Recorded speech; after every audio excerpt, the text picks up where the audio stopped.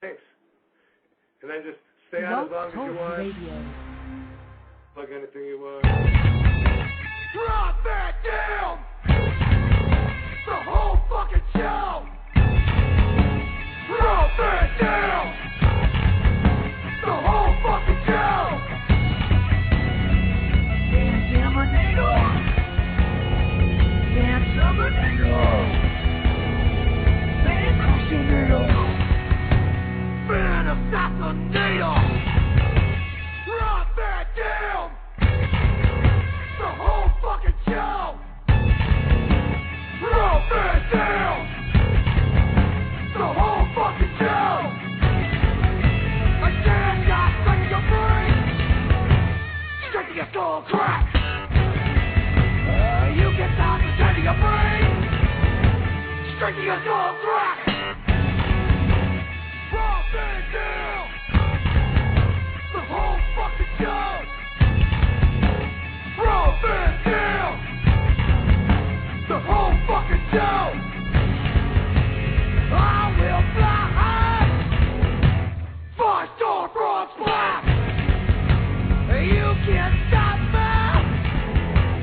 5-star broad splash! Drop that down! The whole fucking show! Drop that down! The whole fucking show! It's all about the yin and the yang! The balance of power that bends! You can't stop the yin and the yang! The balance of power that bends! Drop it down! The whole fucking show! Drop it down! The whole fucking show! I will levitate! Flip kick you in the yam! I will decimate! You can prepare for!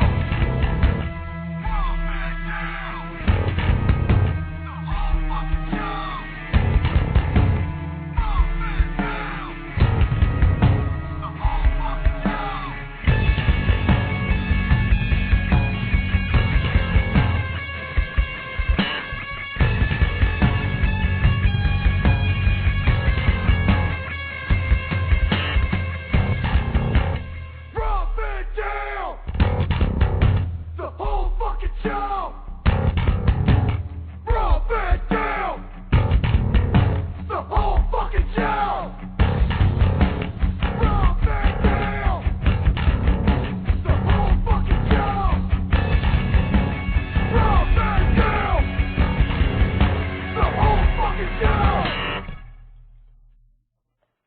The whole fucking show. They're talking about me, baby. I know, that's you.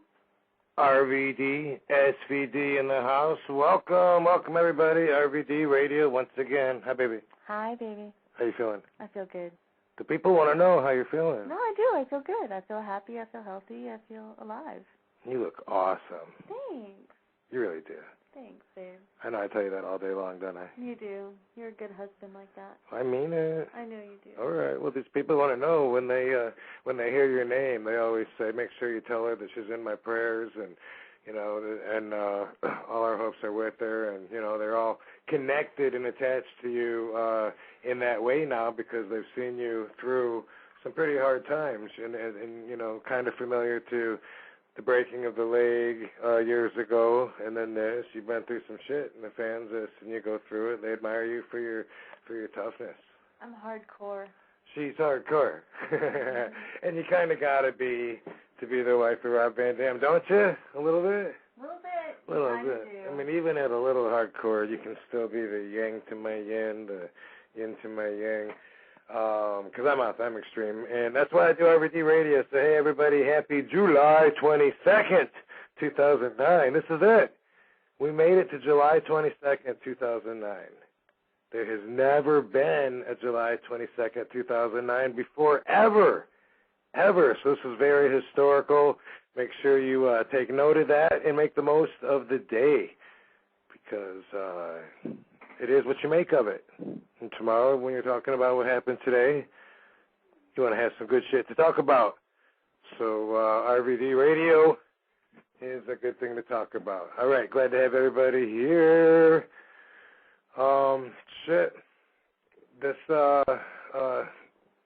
This next week, the 29th, 1 week from today, that'll be the last fucking Wednesday in July.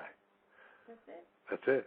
Yep. And then fucking boom, then we're on to August. We've had a little bit of downtime lately, and coming up in August, we might start getting busy. Might have to start traveling again and wrestling, and we've been waiting forever to get dates for the Wrong Side of Town Part 2 filming and dates, and that's it looks like August. No, it looks like September, actually. Ever. I'm Right. not even going to hold my breath for that one. If it takes half as long as getting the first dates, we're in for a wait. Dude, somebody told me there's no way, actually they made a bet with me that there's no way we're going to do the second one before the first one has come out. And I don't know. I bet on it. You know, either way, whatever. A bag of some supplements. So somebody who knows something about that, who's on hold right now, Mr. Randal Reeder, thanks for calling in. I told him if he calls in early, he's got to put up with me monologuing and go through some of this bullshit, so he knows he's going to be on hold for a minute. But Randal Reeder, everybody, I'm excited to have on RVD Radio. I was excited to be filming with him. I came home after shooting Wrong Side of Town, and I was watching Harold and Kumar escape to Guatemala, or whatever the fuck it's called, and Guantanamo Bay, that's what it was. Guadalupe burrito, something, I don't know. But anyway, and boom, Randall was Big Bob. That part was awesome. Everybody remembers Big Bob because he has a cock meat sandwich or something. Stasiak will quote every line of that for you. But that's how we'll relate to him. Plus, there's been a bunch of other shit. But here's the deal, guys. I'm serious about this. July 15th, 2009, and we have 3 more hours than they do over there on the East Coast because. July 15th. Is that? Did you? Oh, it was, yeah. Oh, my God. It's the 22nd? Yeah. Oh, my God. See what happened? I tried to get another week. I don't know, man. I love summer. I don't want it to go by too quick. All right. Here's the deal. Anyway, you're right. It's the 22nd because July 23rd, 24th, and 25th, Rob Van Dam is at the San Diego Comic-Con, the world's biggest comic convention, as far as I know. Hey, remember that one dude telling us over in England that there's a huge convention even bigger than Comic-Con in England once a year? And it's the guy that we hung out with that, like, nobody recognized him and everyone recognized me, and it was killing him because he's like, oh, my God, I love being with you. I get a break. But really it was killing him. What was he? He's in Star... No. There's been a few like that. Oh, that guy. The sci-fi dude, Stargate. Yeah, that guy. Black dude, Stargate dude. Right. You don't know his name. No, I don't know his name. All right. But ego this size of wow. Right. Well, but anyway, I always remember that he said there's a huge one in England. Besides that, Comic-Con is, for the collectibles and shit. I go like every year. This year I wasn't going to go, and then I decided, I guess, you know what, maybe I'll go down there and check it out just for the hell of it. I'll go incognito. Maybe I'll put a fucking mask on or whatever. I just want to go and look at the stuff. It takes all day to walk around the convention and look at all the collectibles and comics and posters and whatever you're into. And anyway, boom! I didn't want to go do autographs this year because they always put us upstairs and far away on the other side of the building where no one can get to you, and they only have a certain 3-hour block, and they kick you out. So I said, nah, fuck that. I don't like being slighted. They don't advertise me. So a couple good opportunities came through. A friend of mine said, hey, Rob, I got an extra table on the floor way back against the wall by the concession stand, Hollywood Book and Posters. So, bam, tomorrow, 11 to 5, I'll be signing autographs right there on the floor. And then Friday and Saturday, because I told my agent about that, he said, well, let me see what I can do for you. He got me Wizard's booth. The Wizards, is it Wizard World? Wizard Entertainment, I think. Yeah. You don't even know whose booth you're using? The ones that put out the fucking, that book that I did. The accent, Twisted Toy Fair comics and Wizard, but it's not Wizard World. I think it's Wizard Entertainment is the correct thing. And I'll be at their booth Friday and Saturday, so everyone coming to the Comic-Con can check me out there, and I'm looking forward to it. SVD is only appearing on Thursday. SVD will only be there Thursday, that's right. And then she'll be leaving on Thursday night, because Friday and Saturday I'll have my agent, but it's just you and me Thursday, baby. So I know, I'm dreading it. But it's going to be so much fun. You know how long it's been since I've done a signing? You know how excited the fans are? Yeah, but It's Comic-Con, and I dread Comic-Con every year. I know, but you always end up having a better time than you think you're going to anyway. I know, but still, I get to dread it. So that's what we got tomorrow. I'm excited right now. After the show, we're going to be packing. Bam, bam, bam. Get ready. And that's, what, baby? You pack this early? That's funny. Well, no, but I'm going to go and see. I got to pull out my pictures. That's packing for me. I want to throw out all the 8x10s in a suitcase and see what I got. See what I got a lot of tonight/tomorrow without sleeping. You know what I mean? It's still tonight if we don't go to bed. All right. So anyway, I'm excited about it. As you know, I'm a big fan of the whole comic thing, the whole genre. Yes, I'm a comic book geek. All right. And I have a toy room full of action figures, and that's just been something always since I was young. These superheroes were heroes to me. That's what we're going to be talking about tonight with everybody is the concept of the hero, not just superheroes, but why are you looking at me like that, baby? Because I just realized why we're talking about heroes. Because you're so excited about Comic-Con, you had to tie it into your radio show. But it's something everybody can relate to. Like, let's say, what about...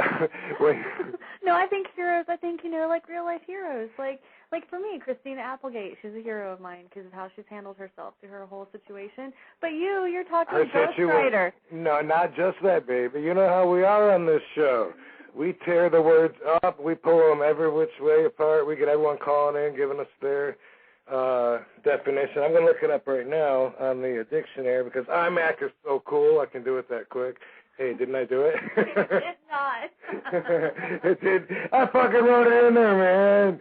All right, like I said, so quick. I know anyone who's thinking, Rob, couldn't you what the fuck is fun, Doug? Okay, never mind.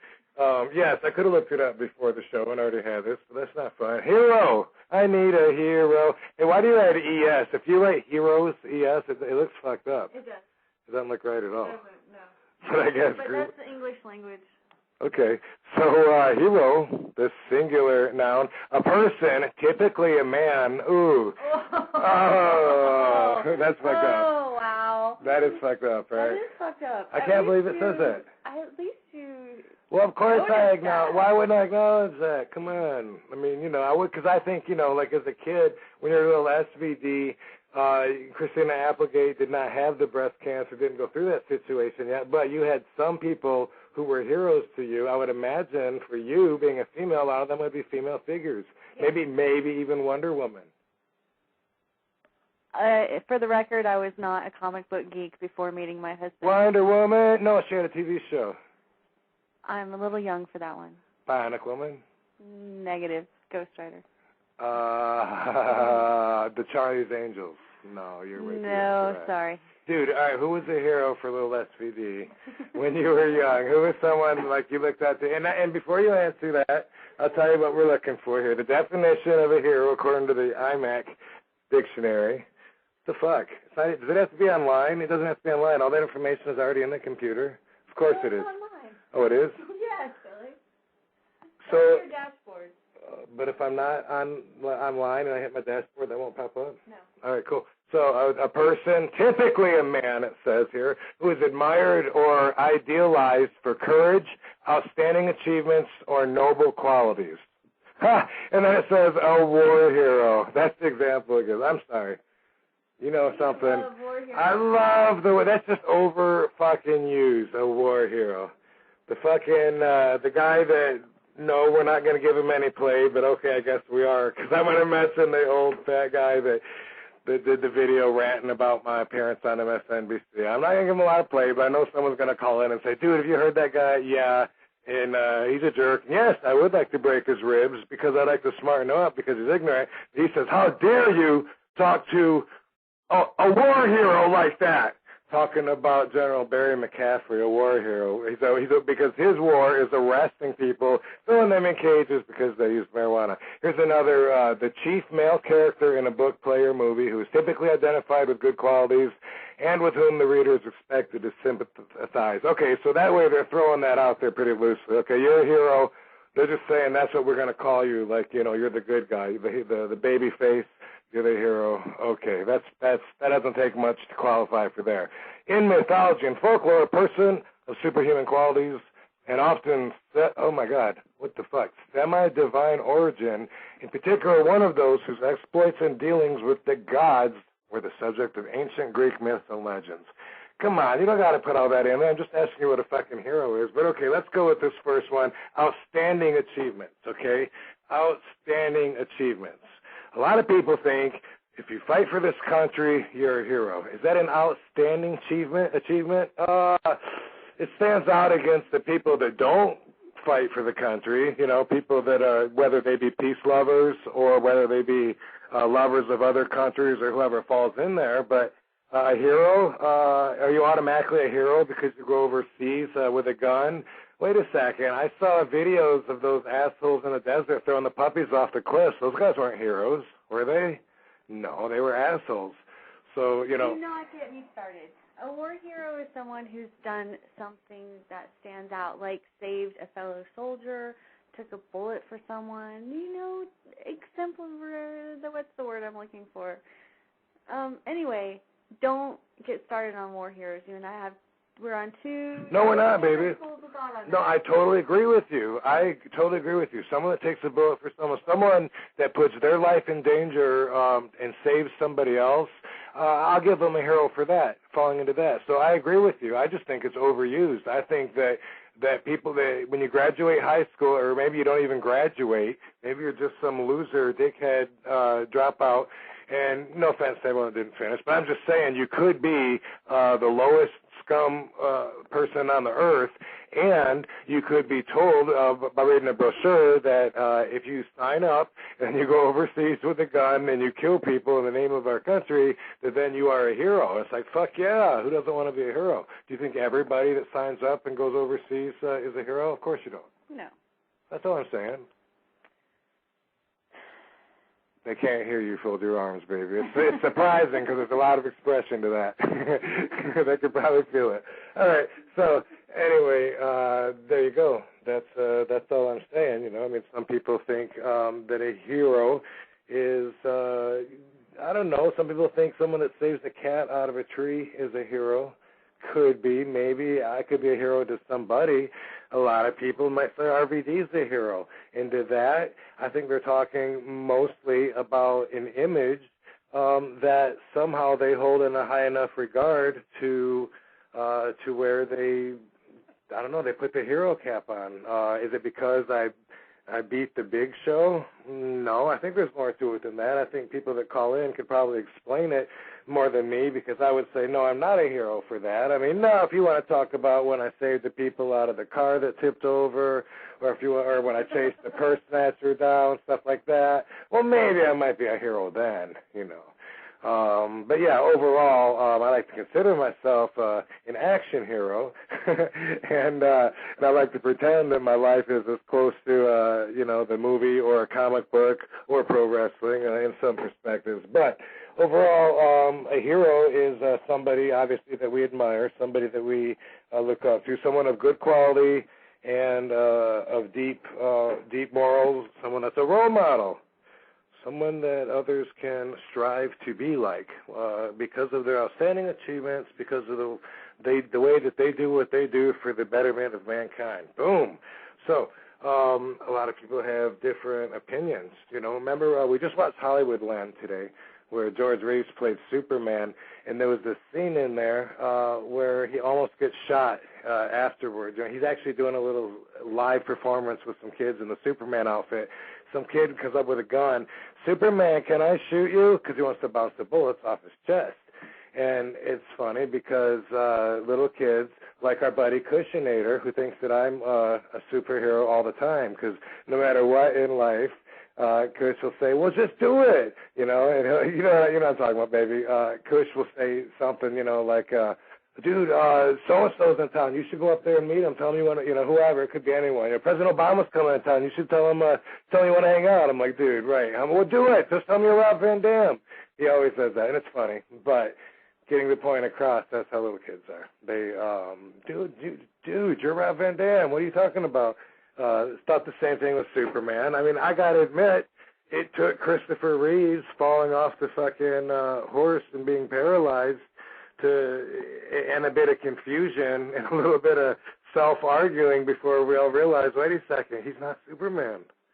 You know what I mean? And we know he's an actor, but a hero. All right, baby. So, tell us, who is the hero for Little SVD? Little SVD, it was Mary Lou Retton. Mary Lou Retton, an Olympic champion hero. Yes, which in later years when I came in contact with a gold medal Olympic hero and I realized that they were just people, and it kind of broke my heart that Mary Lou Retton might just be a normal person. She's not Kurt Angle, baby. You had to name the name. Baby, big difference. Kurt has broken a lot of hearts. Yeah. There you go. Champion, hero, not necessarily all one and the same. But, yeah, he's a person. As I've often said, you know, cops can kill their wives, and priests can be gay, and teachers can kill kids, or, yeah. So, yeah, I've always been a big Mary Lou Retton fan. And she's not typically a guy.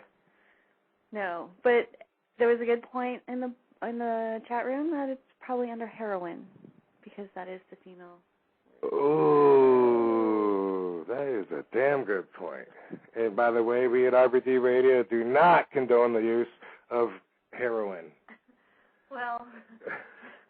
Heroin. I don't know. All right.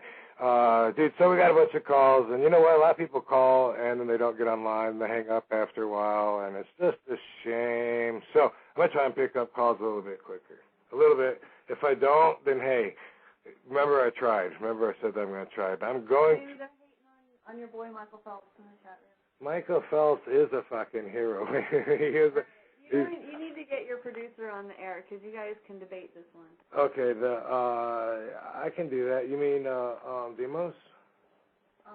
Is that it? BTR Demos? Yeah, why not? Let's talk about it really quick here. Hey, Demos. Hello? What's your beef with Michael Phelps? What's my view on Michael Phelps? What's your beef? My beef is he didn't beat the guy up that actually took the picture of him smoking from the bong. From that, okay. the alleged marijuana bong, it could have possibly been tobacco. Believe me, you're not telling me anything new. I wrote an article about it, which you can see at cannabisculture.org, I believe, or at the top of robvandam.com. I think it still has a link to click on it. But I wrote a story about it, and yeah, I mean, that's what's ridiculous is the sheriff actually tried to prosecute from a photo, and you can't prove what's in the damn pipe. But yeah, okay. So he's all right. Well, He said he used to look up Michael Phelps, but then he had to go and smoke weed, corrupting our youth and being a bad role model. Well, Demos, own up to that statement, brother. Oh, well, you know, I'm just being totally sarcastic, as always, in the chat room.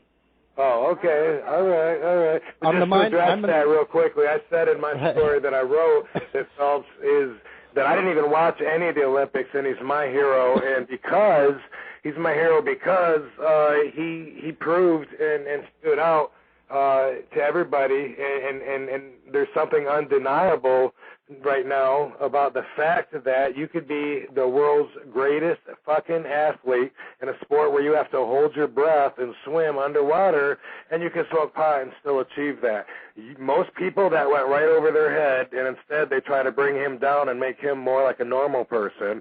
Get him away from the weed. Fuck, it's just like they'd want to start smoking weed. They'd want to ask him, like, hey, what's your secret? But no, they want to bring him back down. So, okay, that's my view on that. He's my hero because of the way he stood tall through the whole thing. He never did any bullshit propaganda promo, you know, to try and bail himself out and talk about how dangerous and reckless he was. He just goes, it was stupid. It was stupid. That's all he'll say. So for that, he's my hero because he stood strong. And he stood for something, you know. I know a fucking world champion wrestler who was in a similar condition. No photo, just a fucking cop dashboard camera. Hey, what up, Randal Reeder? Hey, how you doing, brother? I'm doing awesome, man. Thanks for calling RVD Radio. Glad to have you on the air. gave an intro a little while ago and told the people that they know you as Big Bob because that's a standout scene where Harold and Kumar go to jail and they're going to get a cock meat sandwich from Big Bob. So callers will know that that's who I'm talking to right now was Big Bob, who says, "I'm not gay. You're the one sucking my dick. You're gay." Something like that, right? Hell yeah, man. It's pretty crazy. When people were recognizing, I was talking to this kid the other day, and I told him, you know, here I am, an actor, and you know, I've worked for Oliver Stone and opposite Edward Norton and stuff. And one day I'll, you know, if I win an Oscar opposite, you know, Anthony Hopkins, I'm still going to be known as Big Bob forever. That's awesome. What are some of the other? What's that, bro? I said playing Big Bob is kind of like catching herpes. You just don't get rid of it. It's always there, you know. But I love it. It's great. It was a funny movie. I had a great time and all that. I just don't know that I'm going to be anybody's hero hanging on the wall from playing Big Bob, you know. You'd be surprised. I bet you're hanging up on some walls in prison. Yeah. Oh yeah, probably prison guards. I'm a hero to prison guards. All oh around. Shit, that's what I was thinking too. Hey, let me ask you something. What are some of the other things that people would know you from? You know, just you were saying what you just said, Edward Norton and Oliver Stone. Oh yeah, that. Well, I was in W. I fired W. I mean, actually, that's my hero moment. Someone noticed me recognized me from that, and said, "Dude, you were the only good, or you were the best part of the movie." I'm like, "Yeah, okay, you know." And they're like, "No, really, you fired Bush." Fuck yeah. You know, everything's relative. You know, it all has to do with perspective. You know, some people, you know, even in my family are like, you know, oh, it's going to put a negative slant on Bush, you know, and other people, I'm their hero because I fired, you know, Bush. So it's heck yeah, dude, that move accomplished a hell of a lot more than the Van Terminator ever did. Yeah, it's all about perspective, man. Yeah, I was listening to you talk about the hero thing, you know, and it kind of made me think about one of your past shows. You talk about fear and all that. I mean, you know, can a superhero can even be a hero if he doesn't feel fear? You know, if he's invincible like Superman. I mean, is that, you know, there's that argument, is that really a hero because that doesn't really require courage, you know, if you're invincible. I was curious about that. That's an interesting point. So basically, you think maybe that you're not sacrificing or risking anything if you're Superman, and you have to take a risk in order to have odds against you to be and accomplish that feat, maybe to define yourself as a hero. Well, I mean, I think it's certainly debatable. You know, I mean, obviously, I mean, when I think of superhero, I think of Superman. I mean, that's just like the ultimate superhero, you know, and all that. But really, you know, who is the bigger Superman, you know, or who is the bigger hero, Superman or Batman, you know? And then which Batman? Are we talking about the Batman, the hero from the 50s and 60s or whatever, and are we talking about the new anti-hero, Stone Cold Steve Austin Batman, you know, the guy who's like, you know, does bad things too, you know? The Dark Knight, right? Yeah, exactly. I mean, you know, it's the age of the anti-hero. It's gone from, you know, just like pro wrestling, which, you know, both of us are extremely familiar with. I mean, you know, it's gone from like, you know, I mean, you know how it goes into cartoons sometimes, you know, and you know, almost cartoon wrestling. But then you've got like the Hulk Hogan was the big hero. Then in the '90s, you've got like, you know, ECW was the whole anti-hero playground. But you know, you take like you know, Steve Austin, who I mentioned, and like the Undertaker. You know, he was totally a heel. Now he's a baby because it's the age of the anti-hero. It's just it's interesting because it's all about perspective and what generation is viewing it. You know.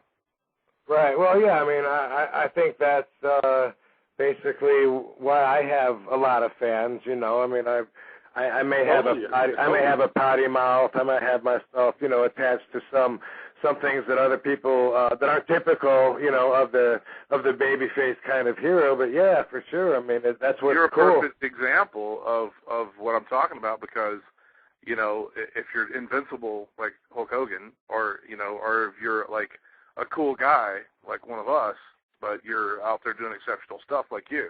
You know, I mean, you're more relatable to the public, I think. You know, it's like, and that's what makes you, and what I asked earlier, that kind of makes you more of a hero, because you're more of like the common man that's doing exceptional stuff. You know. I need a hero. Yeah. But you know what I'm saying? Wish I had that soundbite right now, but I don't. I just. RVD, motherfucker! Yeah. Cool. Well, good fucking good point. Hey, let me ask you real quick, because I meant to, and I will, but I haven't yet gone to movieset.com and looked at the trailer. What was that? Something you directed?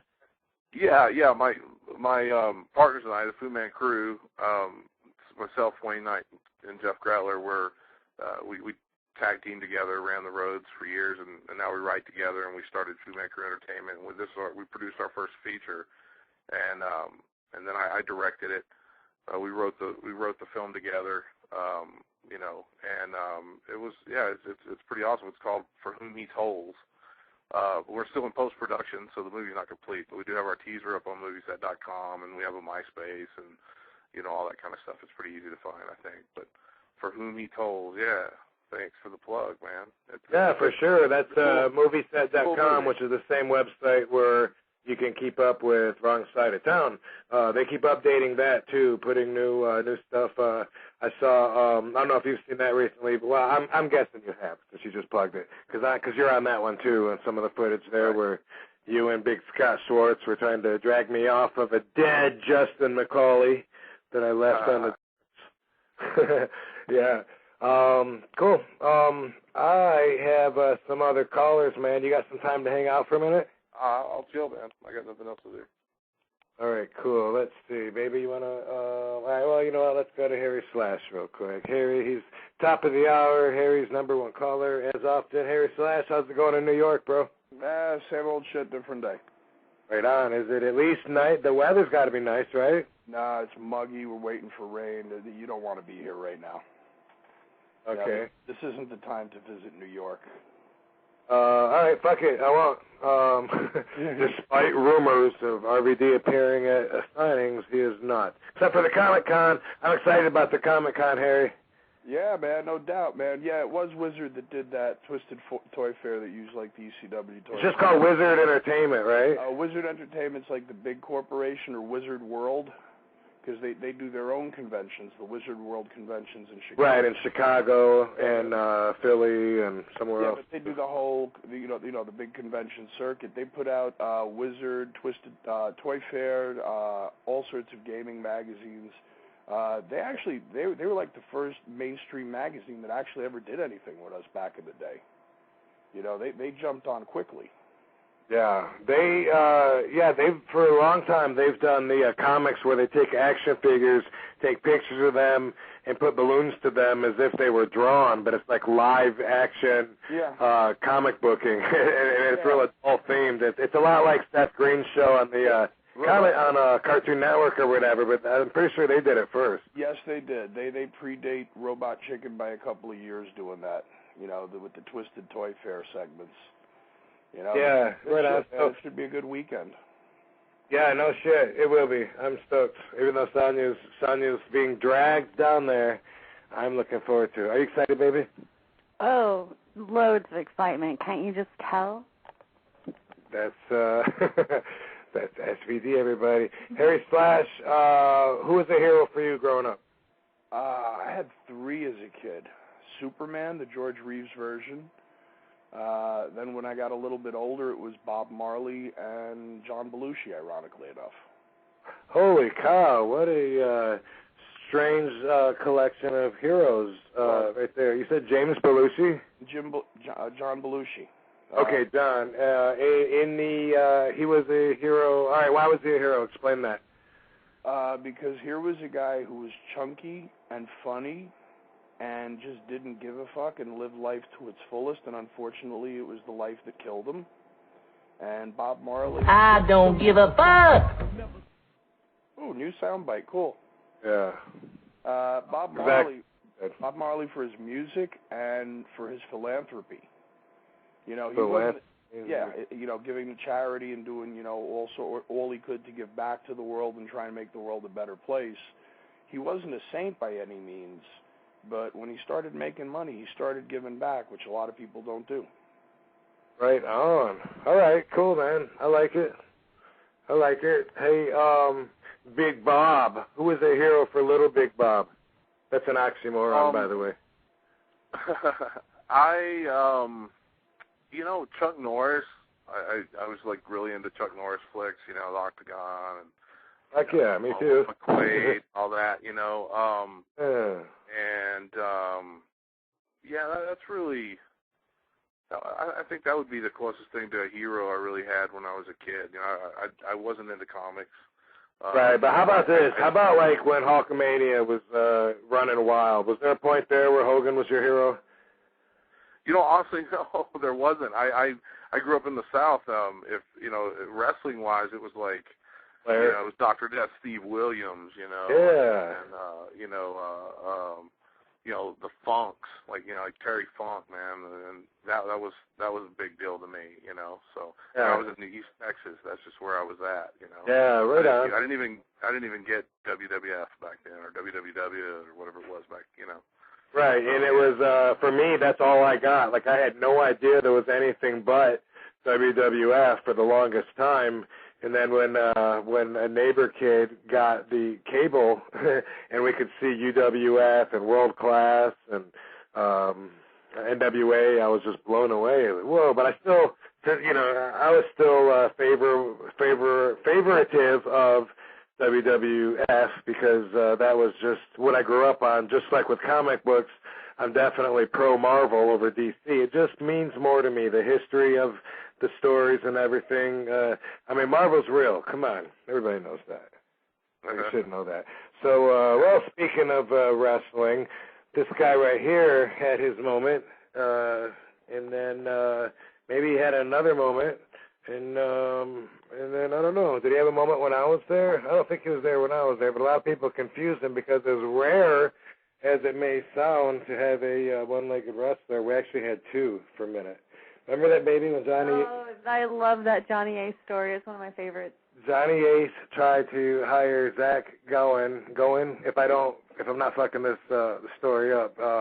Pretty sure this is the way it went. As a matter of fact, I'm positive. He wanted to hire him because he had a little steam. People had heard of him or seen him. I don't know where he was, but we'd seen him, and people were talking about him. Holy shit, a one-legged wrestler doing drop kicks and shit. And Johnny went to hire him, and who the fuck knew there would be another one-legged wrestler? And he hired the wrong guy. He hired someone, and and that happened when I was there. And I remember the word was that this guy wasn't as good as Zach or whatever, but I guess he had a contract for a minute, and he kind of felt obligated. But eventually, I think they got Zach back in. This guy would know a lot more about that than I would. It's Mr. Zach Gowen. What up, Zach?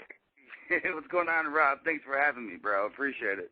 Right on. Hey, so before you came to WWE, they at first hired the other one by accident, right?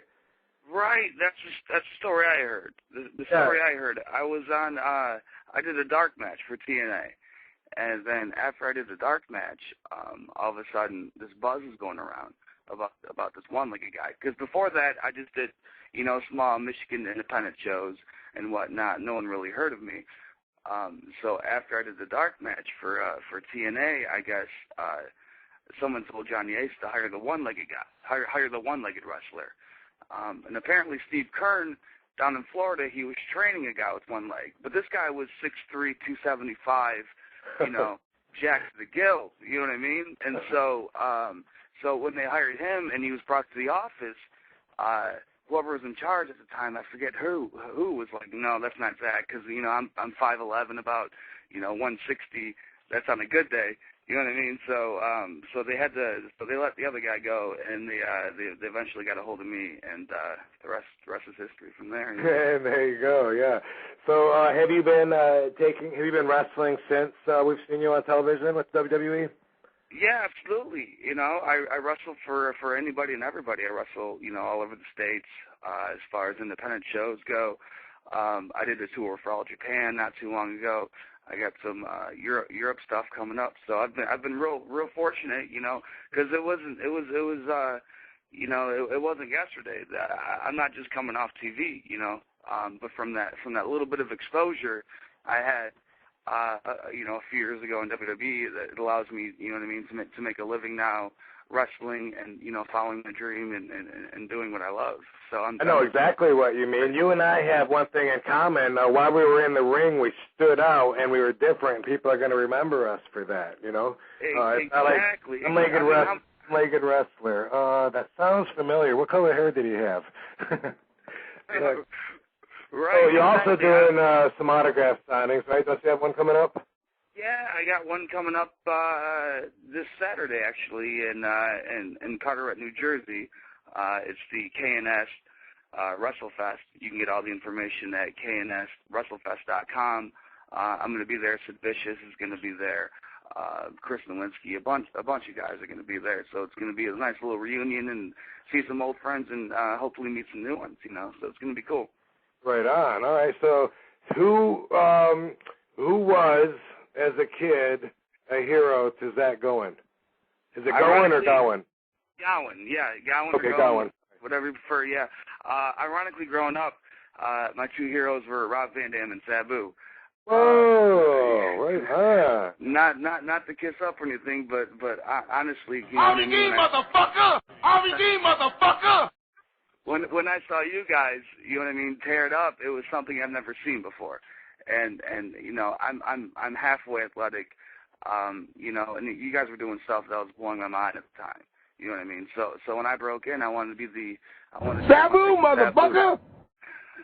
I wanted to be the one-legged Sabu when I broke in. You know what I mean? So that's kind of ironic that you guys are talking about heroes. And growing up, it was you two guys, watching you guys tear it up and do something that's never been seen before and never been seen since. It's been tried to, you know, do it many times, but you know, nobody can touch the level you guys brought it to. You know what I mean? So.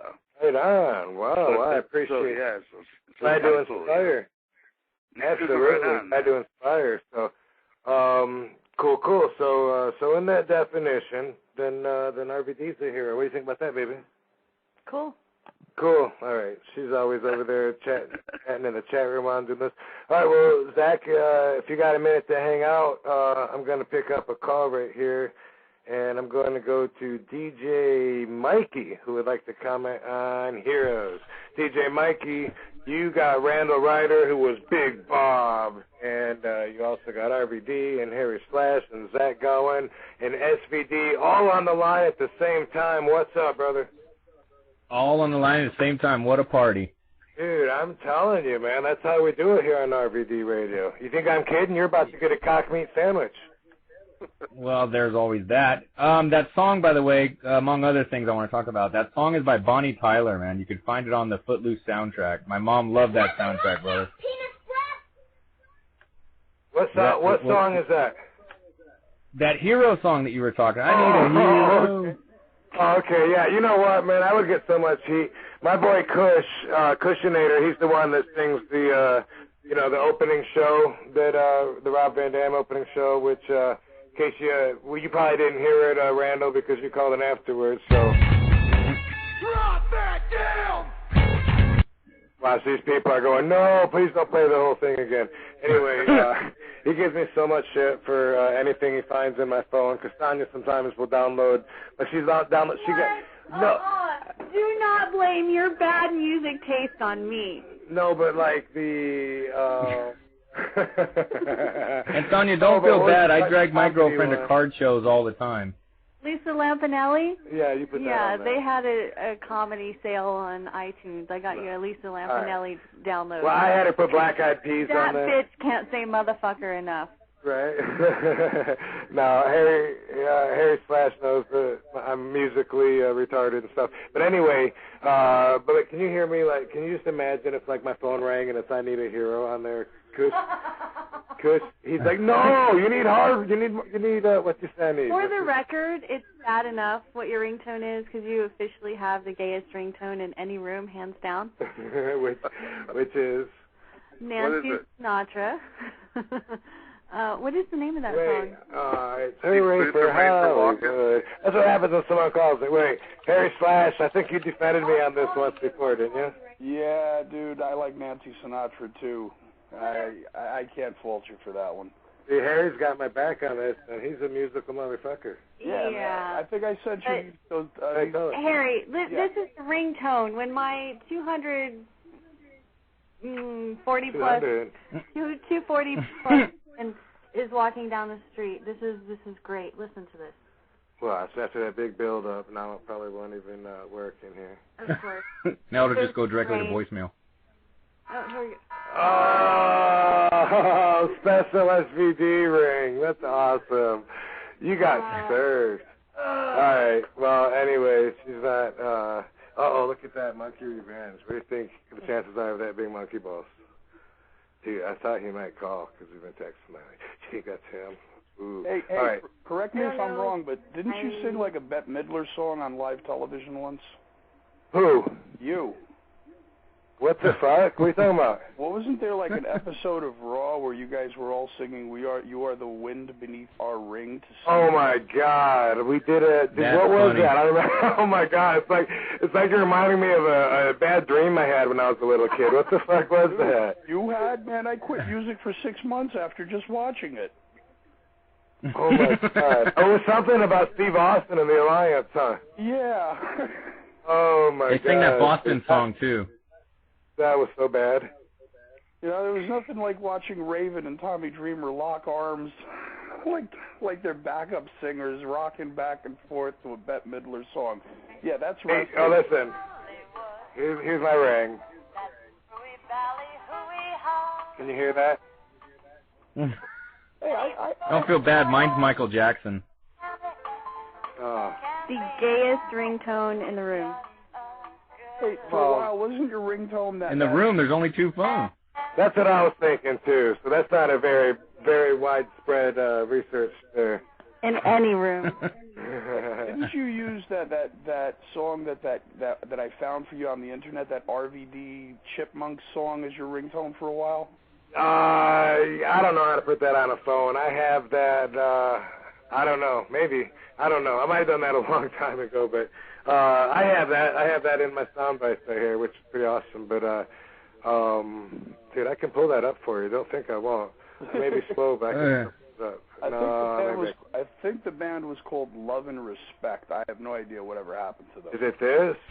From Battle Creek, Michigan, Mr. Pay-Per-View, former television champion, ECW, high-flying, charismatic, energetic. Here we go, he's Rob Van Dam, the whole effing show. RVD, all the fans are on their feet. Someone's setting up a chair, somersault through the air, flying deep into the crowd. Everybody's screaming loud. Holy shit, hit 'em with a spinning kick. Van Daminator, bam, harder than a battle ramp, leaving like a luchador. RVD is something more, knowledge of the martial arts, innovative repertoire, that skills, top notch, really fun to watch. Yeah, 5-star frog splash, no one's getting up from that.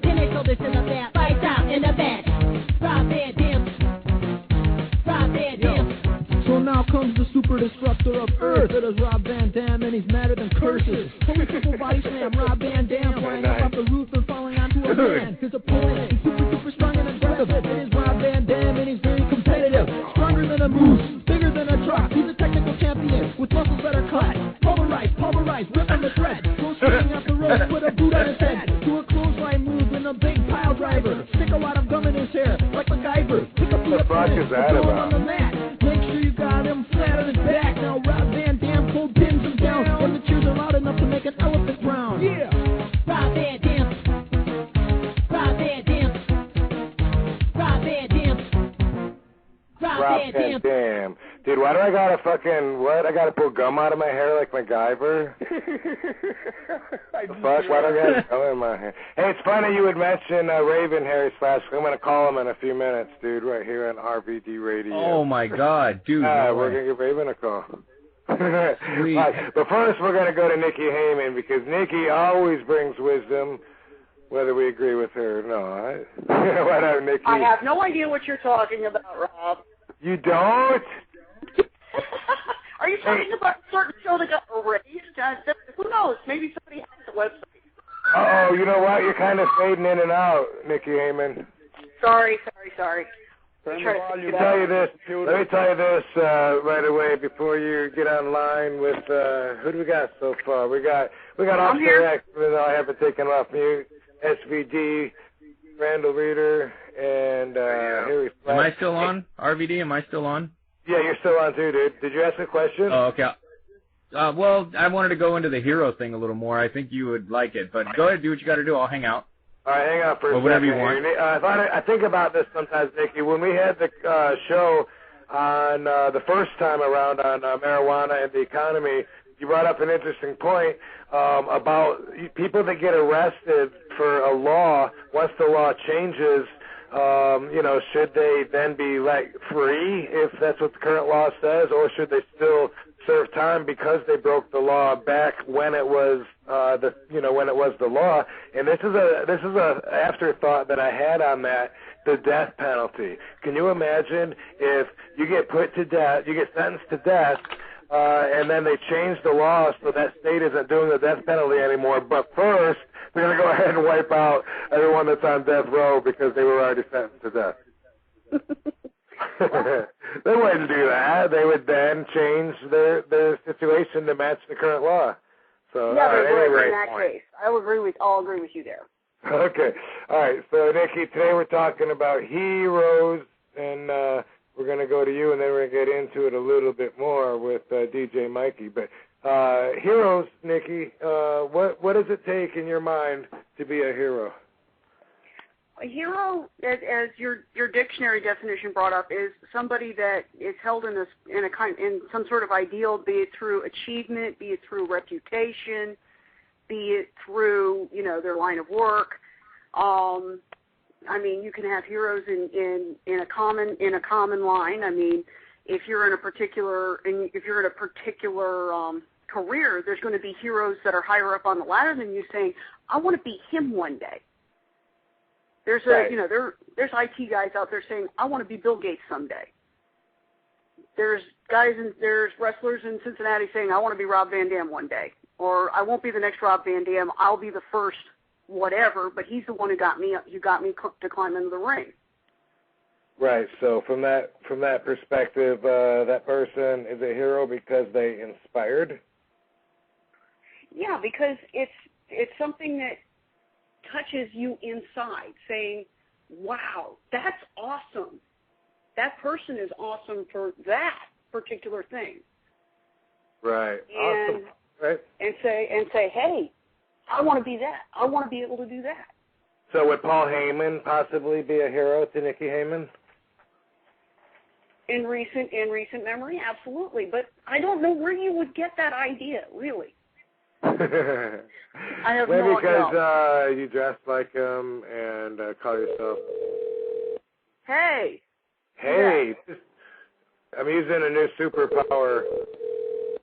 Trying to utilize the power of selling out more often. Ooh, I gotta know how to hang up though. Oh yeah, right. Don't hang up on me.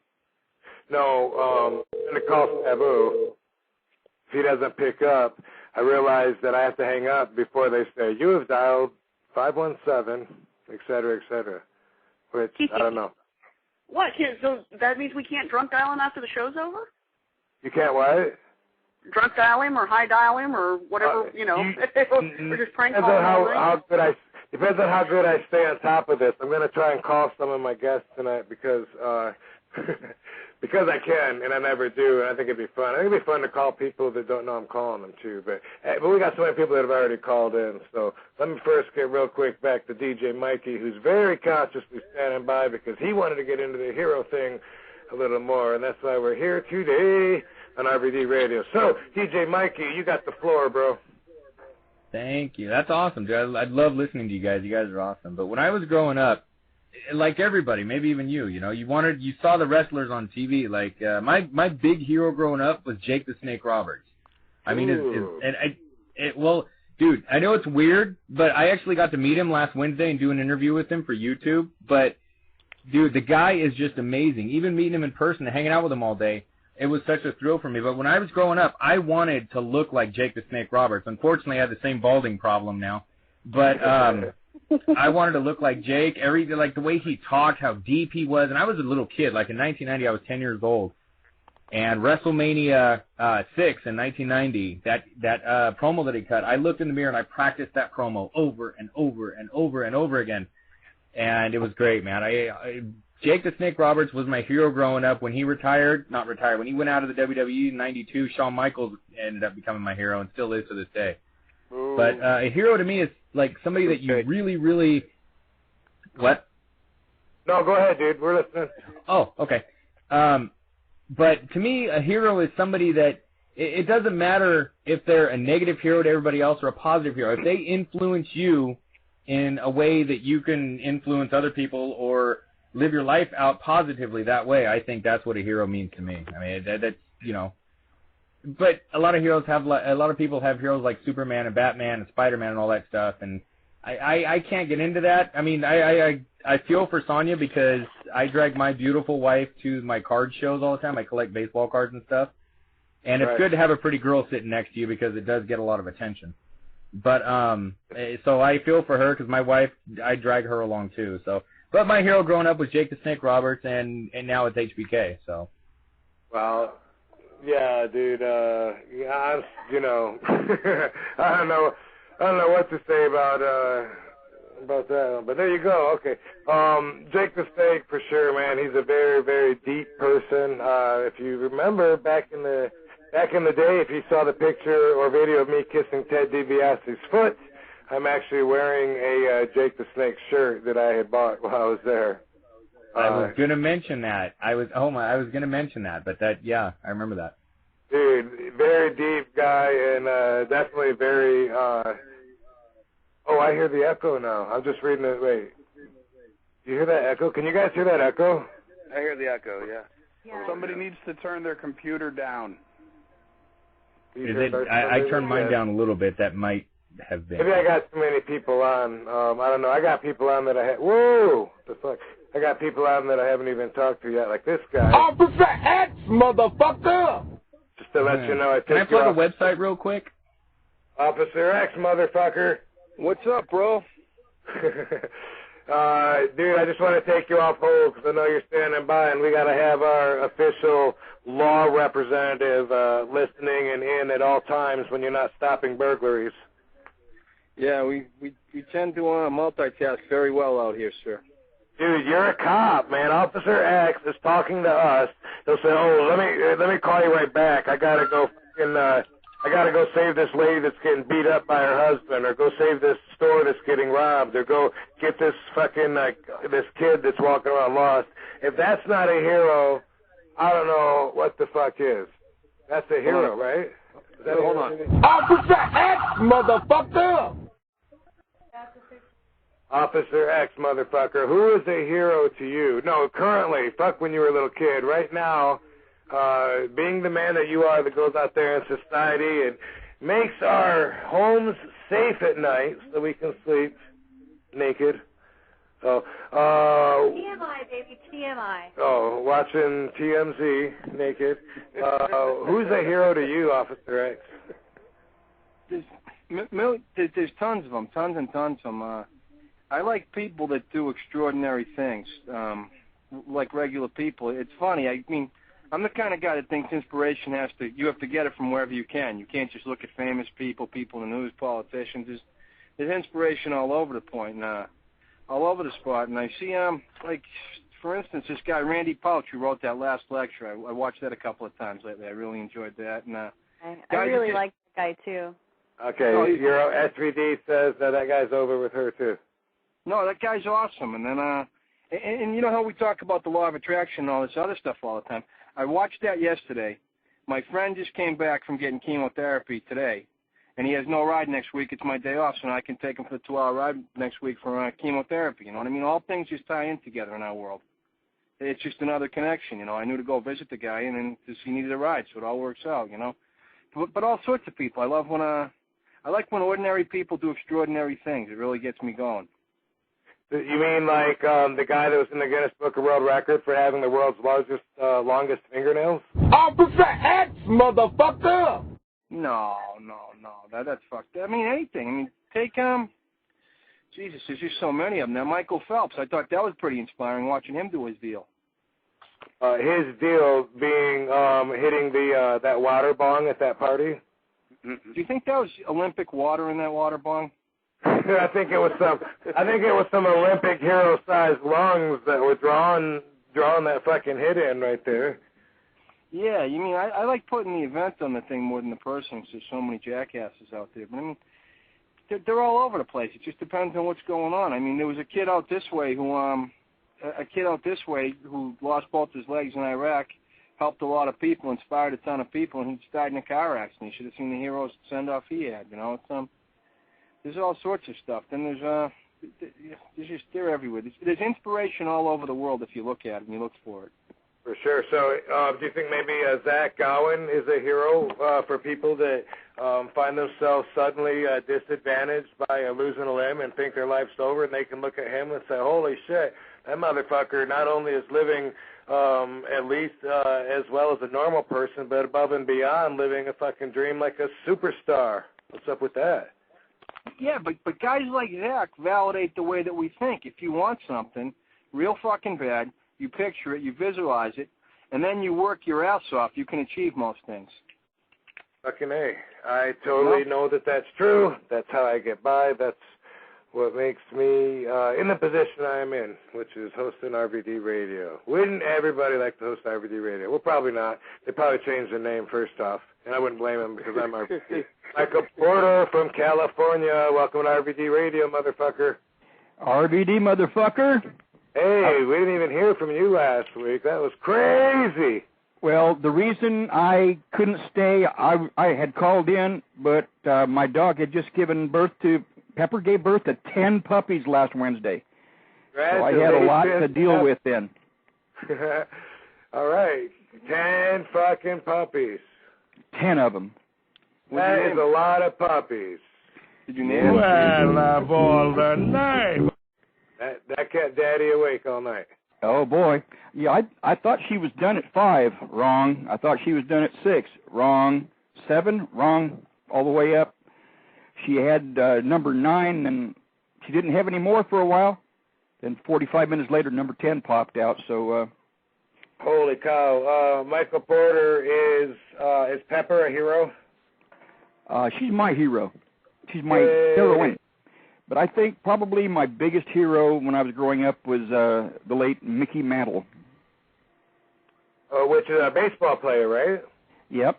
He was the great center fielder from the New York Yankees. Right. No, that's me laughing. That's Harry laughing. Oh, okay. No wonder I usually have you on mute. Well, Mickey Mantle was your hero because you would get all excited when he came to plate or when he was pitching or whatever the fuck he did, and you'd get excited and get behind him and say, go, Mickey, go, and bam, and he would fucking deliver, right? Well, it would go one of two ways. He'd either hit a home run or he'd strike out. Oh. But then he did a lot of my hero. Why was he your hero? He was my hero because he played through so many injuries. He did everything he could, even though he had, as it turned out later, he had kind of a partying lifestyle, and if he hadn't, been partying all the time like that, he probably would have been the one to break Babe Ruth's 60 home run record and maybe even end up breaking the Major League record. Hey, did he bang Marilyn Monroe, or was it Joe DiMaggio? Joe DiMaggio. He was married. Joe DiMaggio was married to Marilyn Monroe, and they had. How do you know? You know something about baseball? It's fucking amazing. I do because of how it was. Hollywood connection. Oh my fucking geek. As Rob invokes his superpower. Hello. Exactly. Hey, what up, Dango? Rob Van Dam, how are you tonight? Awesome, dude. Calling you live from the air, from the sound waves. Hey, remember Soundwave, coolest transformer ever, of RVD Radio. How are you? I'm so honored. I'm wonderful. SVD, how are you? Hey, Dango, what's going on? Not much. How are you, Sonia? I'm good, thank you. Soundwave was in the movie, baby. He's in the second movie. Huh? Oh, we haven't seen that one yet. No. Me too. Hey, so everybody listening, I just called Dango, who Are you guys going to be jealous? Dango knows RVD better than any of you. Not you, baby. He knows me better than you. Yeah, but he knows you better than I did, like, back then. Yeah, but that was a different me. That was a different you. True that. That was not in the biblical different him. All right. But we're equals as far as that goes. So, talking on the phone with us is Mr. Dango. This was my best friend growing up. We were very competitive. We did everything together and against each other, and it was always like that. And we did flips, and we were going to both wrestle. Well, we even trained with the Sheik. Together. We started our wrestling careers together. We got in trouble together more than anything. I got blamed for more crap. I said we got in trouble more than anything together. I got blamed for more crap because of you. I cannot lie. Kid. I know I always felt like I was probably looked at as the bad influence between us two. But I had worse ones for me, too. Yeah. Dude. Hey, we got a Dango motherfucker in the chat room. We got a Dango motherfucker. Yeah, so anybody that watched RVD TV and saw the episode, the 50th anniversary, when I show footage from way back in the day. Oh, my God, that was horrible. Punk kids back in the backyard. Yeah, it was me and that's Dango in there with me in the ring. And then also in that kickboxing match, which was pretty fucking cool. Yeah, that was a great, we thought we were confused it back then. That shit holds up 20 years later, Dango. Yeah. So speaking of RVD TV, let me get this plug out real quick since I forgot about the beginning of it. But we're having a sale still on for another couple of weeks at RVD TV. The memberships cheap. They're going to stay cheap. But Big Vision is sending a free DVD, RVD TV DVD Volume 1, to everybody that signs up. Everybody that joins RVD TV for the next 2 weeks still gets a free DVD sent from Big Vision. And we got like 80-some fucking episodes on there. Huge archive. It'll take you like 3 days straight of doing nothing but cocaine and watching the computer to watch all the episodes. There's a ton of them. RVD TV watchers have complete, unlimited access to the Extreme Archive Vault, containing every episode ever fucking filmed. So, wow, Dango, man, growing up together, man, we had our heroes, and, sometimes that changed, and sometimes that stayed the same. Some of my heroes that I had when I was a kid are still my heroes, and some of them, I'm afraid, like a lot of wrestlers that were my heroes, after I met them and found out what losers and assholes they were, I was kind of let down. And, that's right, like the Olympic hero, maybe, that could be. But also, we had Kit Likens on, Dango, a couple of weeks ago, our kickboxing instructor from Battle Creek, Michigan. And wow. I remember at first, I was totally fascinated and impressed by this guy, because I'd never met anybody like that. Absolutely, exactly right. He was just amazing when we first met him. He was a world champion. He fought this guy and that guy and fought in these arenas and traveled. He had the world. Championship belts. He ran shows, all this stuff. He had the girls. He had a ring. That was really the reason he was our biggest hero, was because he had a ring. Right. And eventually found out that a lot of people didn't, in the local dojos, did not hold much respect for him. And the way I look at it now, it's just because he was like a fucking wrestling promoter. I've met so many guys like him since then that I totally get him now. But as a kid, I was let down. I mean, oh my God, the guy smoked marijuana. He was horrible. Oh, for God's sake, yes. And, his posters, he would advertise some guys that weren't there, it seemed like, and people were like, oh, that belt, he made that belt, and hey, his fights, people were questioning his fights, all kinds of stuff. And now, I think nothing of it. It's just the business I've been in for the last 20 years. But breaking in and meeting him at first, there was a major downfall. That's when I wanted to get his ass. Trying to come off as a legitimate kickboxing promoter. That's when I said, you know what, I'm going to kick his ass, and I'm going to take his ring. And I'm going to steal his ring. I'm going to steal his ring, because he doesn't deserve it. And some guy that still advertises that you're going to be at his shows even today? Yeah, I still hear that he has my name on the poster. Maybe spells it one letter off or something, you know, but yeah. He probably has taken quite a bit of credit for your success, I have no doubt. I'm sure, yeah. Dango, who would you say was a hero for you growing up that sticks out? And what do you think it takes to meet that criteria? To meet your criteria of a hero? Yes, and by the I way, don't know, the extraordinary. I still got Zach Gowen and Randal Reeder online, as well as Harry Slash, Officer X, SVD, Nikki Heyman. So just to let you know. I don't know. Like I said, growing up, you always think that heroes is, you know, we always grew up more hero mythology more than anything. Achilles. Absolutely. Diomedes, you know, those men. Still my hero. Achilles. Oh, absolutely. For sure. Yeah. Yeah, kind of like the idea of thinking soldiers and cops and firemen were all heroes, but... Thank you. You're welcome. There you go. One for Officer X. But... Sorry, I'm not a little bit too much slow. of a but. Officer X, motherfucker! That doesn't absolutely make him a hero. Putting on a badge and uniform does not make a hero. Right, just like fighting overseas for the country doesn't automatically make you a hero. You still got Absolutely. Yeah. I like it. Again, I've been a fireman for 13 years. I don't consider myself a hero in the least. Yes, you do. I do not. I was a hero. But I bet the kids do, huh? Do you ever go like to schools and? Sure, some do, just like we did when we were kids. But you know, I'm a trained professional to do a job. A person that runs into a burning building that's never been trained, that doesn't have the gear I have, is more of a hero than I would think I am. Did you see those two firemen off duty on the news in Wisconsin? Saved that the other day. No. Oh, you mean from the car that was tipped over on its side? Yeah. That was some brave shit. That's different. You know, that's not geared up. You're not prepared for it at the time, but that's totally different. Rob Van Dam rescuing someone. Was Tiger a hero in Battle Creek? Huh? Was Tiger a big hero in Battle Creek?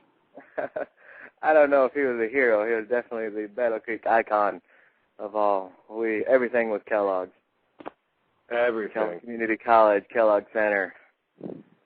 We had cornflakes coming out of our ass. Yeah, for sure. Although Post was literally right across the street. Absolutely. It got no props whatsoever. None. And now fuck Kellogg's, because they're the only sponsor that dropped Michael Phelps' endorsement after he got busted. So ever since then, I have purposely stayed away from any Kellogg's products. Just my personal choice. You think they would give it to him, they'd prop him up some more, you know. He's got to have consumed all the munchies he had to have had. There you go. There you go. This has been argued a lot. Mr. Randal Reeder, are you still listening, dude? I am, man. I am. I bet Jiffy wouldn't. You know, Jiffy peanut butter wouldn't drop him. You know, peanut butter and jelly, man. That's the munchie of choice. No shit. All right. So hey, man, I think being a fireman's a heroic job. You know? There's that power again. Yeah. Beware. Behold. I use my superpowers to reach out and call out across the universe. There's no limit to your powers. Your call has been forwarded to an Those are some impressive powers you have. Wait. I'm trying to get the number. Yeah, I know. I'm trying to hang up on it. Hang that up, Jimmy. Shit. I'll try that again in a minute. Super RVD. Yeah. You know what? Let's call Bruce Jingles. Okay. Oh, yeah. RVD, motherfucker. Yeah. This is my new a new power that you get for a premium Don't package. call Marty. Do not call Marty. Oh, dude, I just lost it. Did you see that? Dial out. Uh-oh. Okay. All right, shit. Save us, baby. Did it just give out a number on the air? I'm not sure. I think it cut it off, Demos. I don't know. I didn't hear it. You didn't hear it? Okay. Dude, No. every time I hit dial out, my thing goes away here. crazy. Okay, so, Dango, you probably don't got shit to plug, do you? Huh? You probably don't have anything to plug, do you? I do not, unfortunately. Website, no nothing, just, you got a fire, just call 911, right? Yeah, that's pretty universal there. All right. You'll catch just about anybody. I have not looked at your, I have not looked at the bodybuilding. I look forward to it. How's the bodybuilding training going? Good, as good as my old ass. See if we can get Bruce Jingles. Bruce Jingles, motherfucker. Rings. It doesn't seem like odds are too good, right? I don't know. Let's see. Hello? Dude, it just stopped. How fucking weird. Did I get hung up on? Are you guys still with me? I'm here. You guys are all fucking. I'm here. All right, cool. Well, see, that's the thing. I mean, I got this new power. I can call Apparently out. they have caller ID. I can call out, but the problem is that while it's ringing, it seems to take an energy away from the conversation while we all wait on the phone. Chic. I'm gonna go with this for a plan. Eddie from Albany, you want to talk to us about what it means to be a hero? Yeah. But like while I was sitting down listening, Randall got me the munchies. I made myself a peanut butter jelly myself. Okay, I typed it down. This is what I'm gonna say. Hold on a second. A hero is someone that will defy the odds of bringing truth, peace, justice, and liberty to the world. And the hero will stop at nothing to make sure a kid or some significant other can go home with a smile in the end. 5 words or more. My heroes are Jesse Ventura, Ralph Nader, music, Eric Clapton, Mortal Kombat would be Raiden, and George Carlin. Okay. Wow. Liberace. Well, I think that's more than 5 words, but... What about Liberace? Officer X would like to name Liberace as one of his heroes. That's cool, too. Yes, I got a delayed... Remember I went on that L.A. that tour, the Hollywood tour, went by Richard Simmons' house? Who did? Oh, you went on a Hollywood tour while you were here? Yeah, it was fucking awesome. Bud Bundy's house, all that shit. It was a fun time. Motherfucker. Yeah, I've been trying to get him on RVD TV for the longest, Dave Fastino. I might see him this weekend at the Comic-Con. Hey, Dango, I'm going to the Comic-Con this weekend. Yeah, I heard that on. I'm jealous as hell. Yeah, dude, it's going to be awesome. I would love to go to that. Yeah, so let me try talking once again to Bruce Jingles, motherfucker. What's up, motherfucker? Dude, man, how come you didn't answer when we called? You made me look bad. RVD, motherfucker. Let's get a Dango, motherfucker. Dango, motherfucker. Can you speak it? Hey. All right, we need a Zach. Tanya Van Dam, motherfucker. I be cancer, nigga.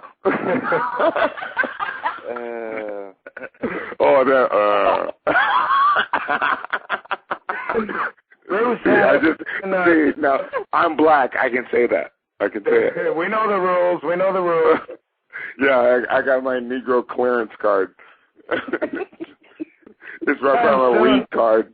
So I got a ghetto pass. Because I'm Rob Van Dam. Anybody else. Oh, dude. No, you got a ghetto pass. You. I know you. You shift from black to white like that. Yeah, I do. Dude, I don't know. You're from Michigan. How far are you from Detroit? How far are you from Detroit, brother? I'm just saying. You got some Axel Foley shit. Californian. You got some Axel Foley shit going on, dude. I don't know. He's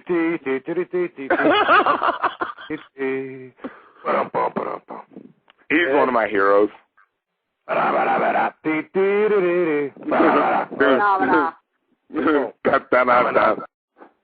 Dude, but Axel Foley is one of my heroes.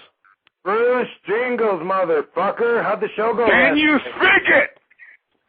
How did the show go last night? Bruce had a fucking Ontario Mills improv. At the Improv, you had a show last night, and it was your show. You weren't just appearing, not just another comedian on someone's show, but it was the Bruce Jingles fucking night, wasn't it? Yeah. How'd it go? Turned away 150 people, brother. Dude, why? Because they were Asian? Because my boy Dango. Oh, we had to go there. Why'd we have to go Asian right off the bat? No, because they don't listen to RVD Radio. Now they're listening to it. That's fucked up. No, they didn't. They're like, who's RVD? I was like, bitch, leave. Yeah. Yeah, fuck, you don't want to talk to you don't know RVD? You have to. All right. So you turned away 150 people. That means they sold out. Awesome, dude. So it was a good show. Yeah, it was nice. I did an hour set. So You did an hour set? Yeah. Holy shit. Have you? Did you happen to notice if anybody laughed at any of your jokes? That's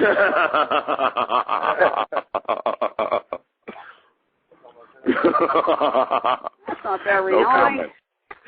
Time, give me a call and remind me like a day or two before because September 8th.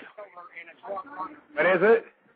September 8th. They called me today, and they're like, dude, you got a lot of. They're getting a lot of feedback, so they gave me September 8th. Sonia. Yes. Write it down. What am I writing down? September 8th. Why? RVD is going to do a run-in on Bruce Jingles show. Okay. All right. Awesome, dude.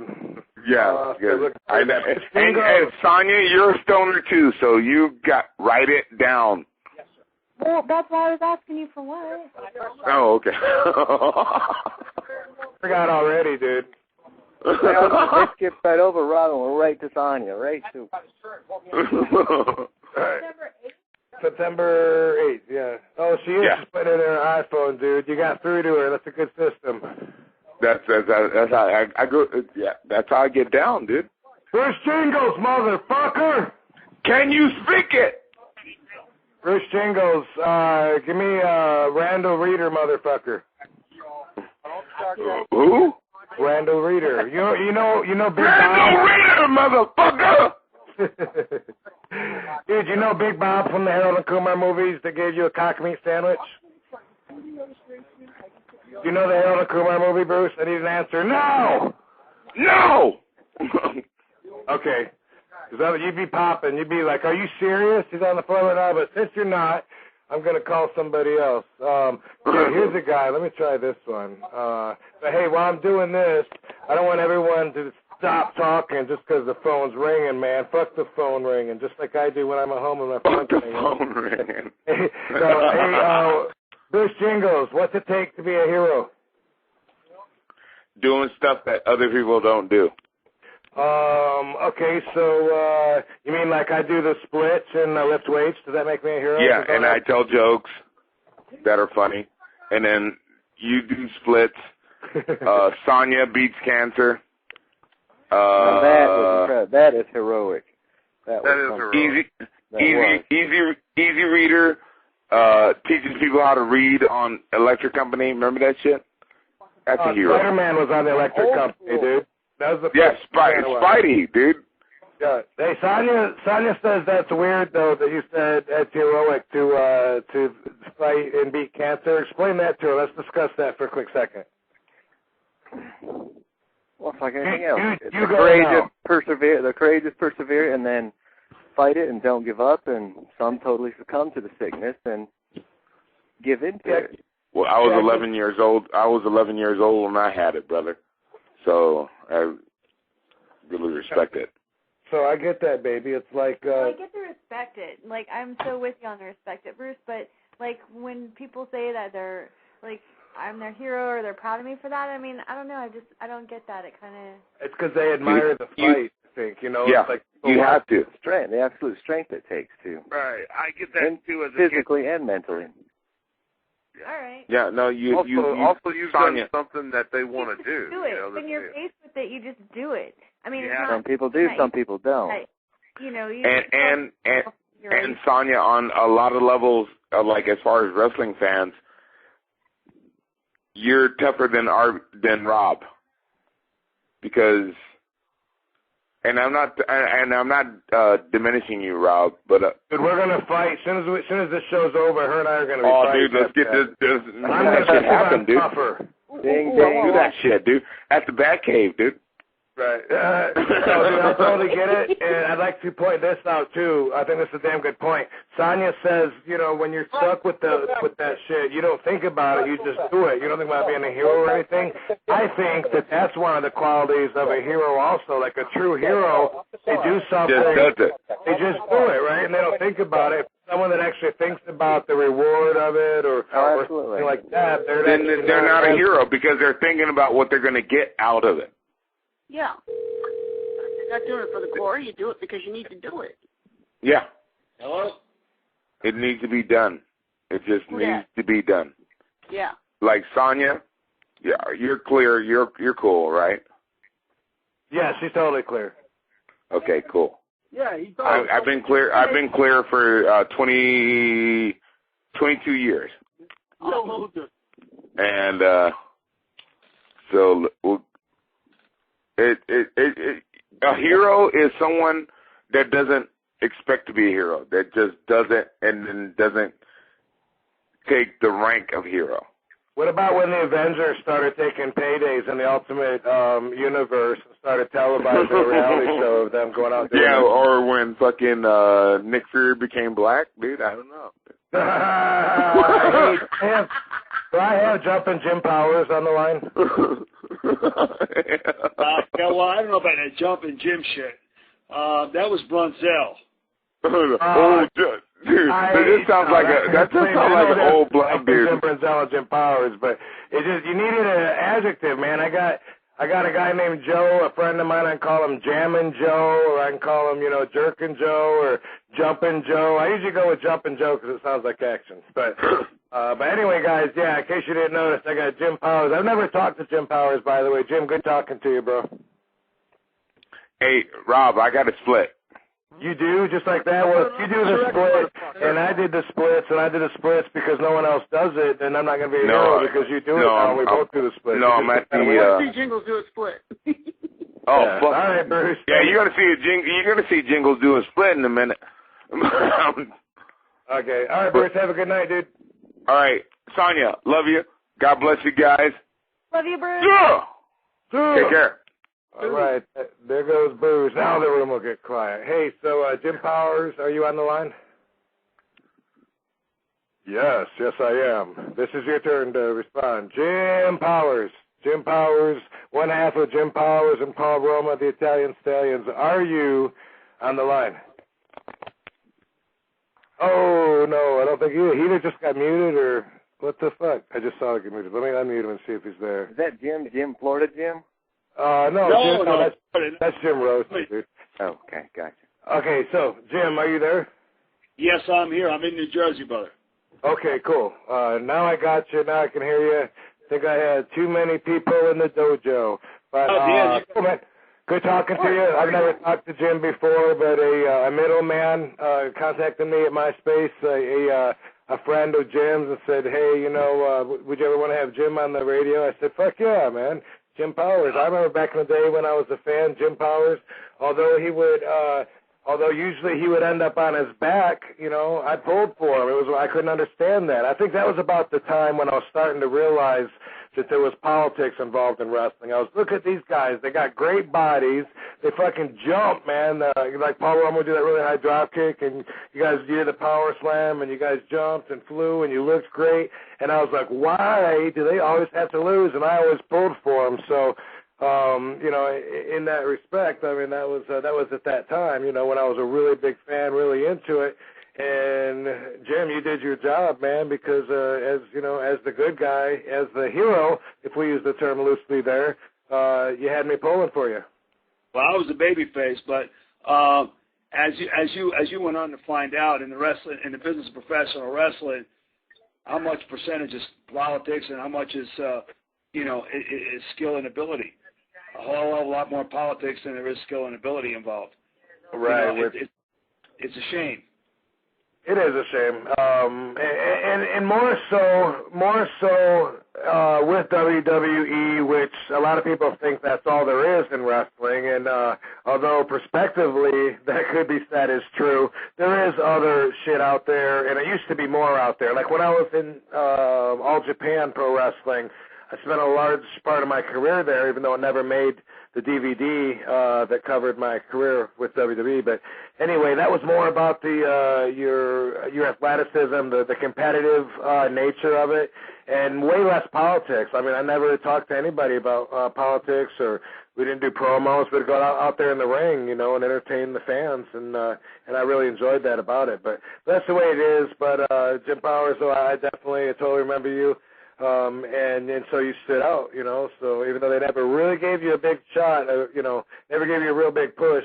But at one point, weren't you managed by Mr. Fuji or something, or Jimmy Hart? No, what happened there is when out of all the years I spent with WWF, it was about 10 plus years I spent with WWF, my best time in the whole wrestling business was the short 2.5 years I had with WCW, because it's such a whole hell of a lot more relaxed atmosphere. They treated you accordingly. WWF, it was political kiss ass. You were there. I don't have to tell you, but for your people that are listening, it was political. It was kiss ass. It was high strung. I mean, you never knew from one day to the next if you were going to have your job. But WCW, it was I'm going to speak for myself now, and I think a lot of other people feel the same way. WCW treated me accordingly. They paid me accordingly. Kevin Sullivan at the time was a booker. It was out of this whole wrestling career business and all the time I spent in it, WCW is the best time for me. I know your topic tonight is heroes, and we may be going off on a rant like Dennis Miller would say. But that's what we do, man. It's all good. I mean, he hasn't been listening very long, has he? Because it's been nothing but rants. Well, that's cool, because I'm going to tell you something. I need to get this off my not get us off my chest, but I was listening to your hero deal. And we're talking about Batman, Superman, Iron Man. We're talking about Fantastic Four. We're talking about comic book heroes. And we're talking about Hulk Hogan and blah, blah, blah, blah, blah, and on and on. I remember back when my little girl, she's almost 19 now, she was about 9 months old, and they found a mass on her trapezius muscle. It was a big bulb at the size of a golf ball, maybe 2 golf balls. And we took her to a cancer place for kids. And I'll tell you about heroes, and it's real hard for me to do this without jerking a tear out of me. And I know you guys are all real lighthearted right now, but there were little kids there, 3, 4, 5 years old, shaved, bald heads, dragging their I don't know what you'd call it, their thing there that had the IV hooked up to it, the pole with the IV and the wheels on it, and they're walking around there, and these kids had the biggest smiles on their face. To me, those were heroes. Those were the strongest individuals on God's green earth. Because if it were me, and I'm 51 years old, I don't know that I could do it. I may do a Thelma and Louise off a cliff, if I got news like that. But that was a hero to me. And still, in this day and age, I get emails, and I'm sure you do, Rob, too, because I've seen your work, and I don't know if you remember the first time we ever met. We can get back to that. But I get emails and I get packages that come to my house with action figures and with letters and just people that I've touched their lives. And I can't believe that. I find it so difficult to believe that I was somebody's hero and I helped somebody get through difficult times in their life. That's what keeps me going and keeps me involved in this whole wrestling deal.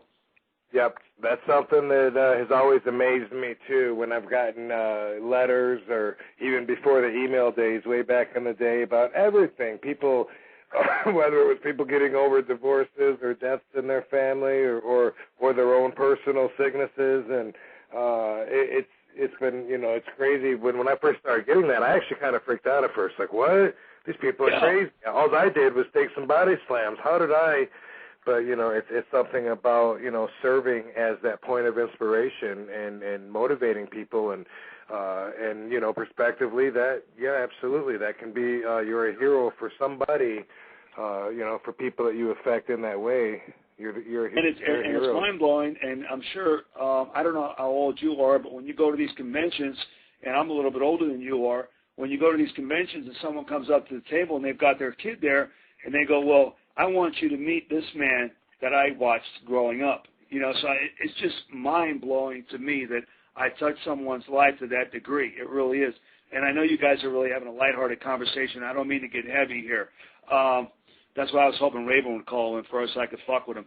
I'm going to try him again. I'm going to try him again right now. But for those of you... Scotty's real busy. Scotty's real busy counting his trust fund. But remember, hey, Rob, I'm going to ask you a question. I want to see if you know the answer to this. You remember the first time we met? I do not recall the incident. What do I give you? You were working for ECW in Orlando. Okay, that would have been at the fucking Cow Palace. What was that place called in Kissimmee? Oh, Cow Palace in San Francisco. Well, no, I don't know. Center. It wasn't the literal. No, we called this place. The boys called this place in Kissimmee the Cow Palace, but it actually wasn't. It was I can't remember what the name of the venue is. No. Tupperware Center. No, it was a rock and roll bar downtown Orlando, brother. No, okay. No. This is where you wrestled. It was in Kissimmee, and it actually was a 4-H cow palace where they showed cows and. So that place was called the Cow Palace. Yes. Or the Cow Palace. Okay. Yes.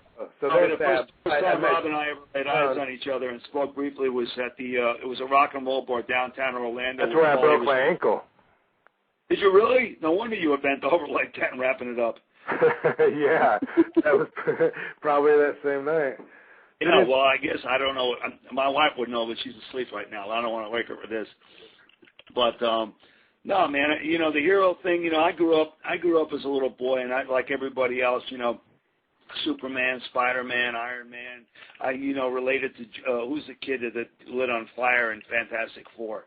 The Human Torch. I thought he was cool. I was never a big Hulk fan. I'm not talking about Terry Bollea, but although I do like Terry, but I had comic books up the ass. I mean, I had all sorts of that stuff, and I think little boys or young men, they live vicariously through that, and maybe young men right now or little boys or young. But I think the demographics changed so much with professional wrestling. That it's very difficult for a kid when we were to live vicariously to professional wrestlers. But when I was growing up, I lived through Bruno Sammartino and Pedro Morales because I was in the New York area. Superstar Billy Graham, Ivan Koloff, all that stuff. I used to go to Madison Square Garden and see that. My uncle who raised me used to take me there. So those were, I guess you could say they were my heroes, kind of, sort of. I would love to be able to tell you that my mom or my dad were my heroes, but as a child growing up, they didn't really raise me because they had me young. So my aunt and uncle raised me, so I would say they were my heroes, and I haven't heard any of that tonight, which I'm surprised, because people. Well, nobody knew your aunt and uncle. No. You're very good, Rob. No, he's got a point. Parents and your relatives are usually the first heroes you hear when somebody achieves something. I'd like to thank my mother and my father. Yeah, I mean, I haven't heard that. I've been listening to your show, like I said, was it an hour and a half by the time you called me, and no one's touched on a family member to be their hero. And I don't mean to be serious. I don't mean to be serious and heavy and take the show down, but I mean it's just the way I feel. I mean, we like I said, I've gone through the whole cartoon action figure caricature type of thing. And even wrestlers, but when it comes really right down to it, I would like to think someday my daughter, who's going to be 19 years old, would look at me and go, my dad was my hero. I can't say that, because like I said, my mom and dad were young when they had me, so I can't say they were my hero, but my aunt and uncle and my grandmother who raised me, I would say they were my heroes, and I think I'm the first one to say that here tonight on your show. I think a lot of questions early on were your growing up, and I don't think anybody appreciates their parents or people that raised them when they were younger. I mean, my mother raised me by herself. Isn't that something you come into as an adult? My hero now, but at the time nobody appreciates hard work as a child. As a boy growing up, not when you have Spider-Man and Hulk. Well put, Dango. But what if your dad was Spider-Man? And speaking of Spider-Man, Raven wrote a Spider-Man. It was an awesome comic. Raven, did I finally get a hold of you? You'd probably just think he was such a dick for being gone all the time, swinging around the city. Times are tough. Ravenator. What up, Raven? What are you doing, man? Dude, I'm doing this show, RVD Radio. I got Jim Powers on the line. He wanted to say hello to you. Say hi, Jim. Scotty, what are you doing, brother? What's up, buddy? How you doing, man? I want you to do me a favor. I want you to tell the story on how you got the grunge gimmick. I didn't get it. Come on, you let your ass off. You know what we're talking about. So we're sitting in the bar. Go ahead, Scotty. Tell them the story. What's that? Tell them the story on how you got the gimmick with the grunge deal, with the baggy shorts and the baggy clothes and all this shit. Tell them where you stole that from. I have no idea. You lying son of a bitch. All right. Well, we'll fill that one in later. But Jim's talking, and we got. Hey, Scotty, I'm going to. I wanted to give you like a metal gimmick, like turn you into some metalhead or something.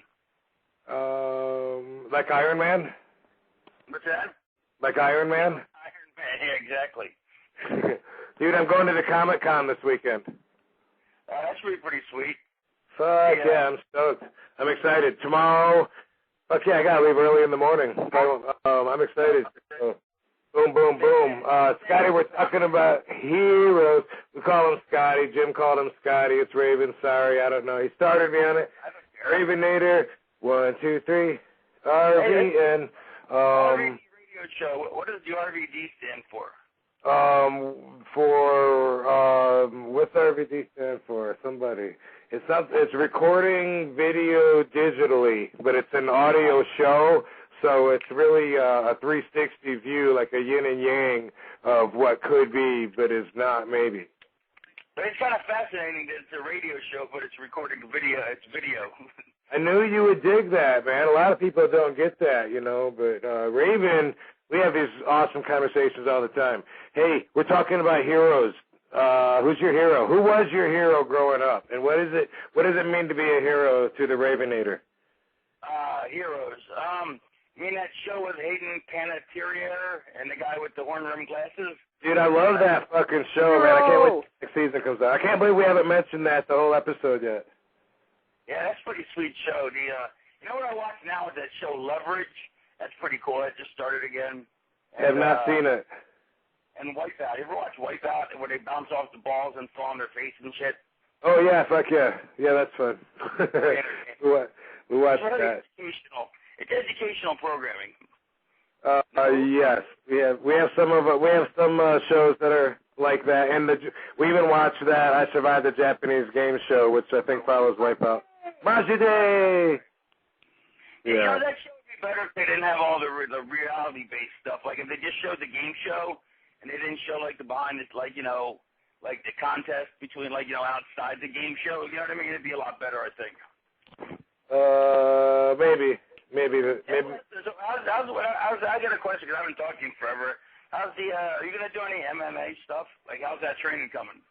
No, dude. I train just to train, to work out because I'm Rob Van Dam, but I don't have any interest in competing with that at 38 years old. Getting into that, but no, I got too much on the table. If times got rough and that was like one of my only options, then sure, because I'm good at knocking people out, but no. I don't imagine you're going to see me in an actual match. Although the guy from Celebrity Boxing keeps trying to get me to have a boxing match, which would be fun to knock somebody out, but I don't want to be seen as a wash-up. Celebrity Boxing will be like Gary Coleman versus Screech from Saved by the Bell coming up next.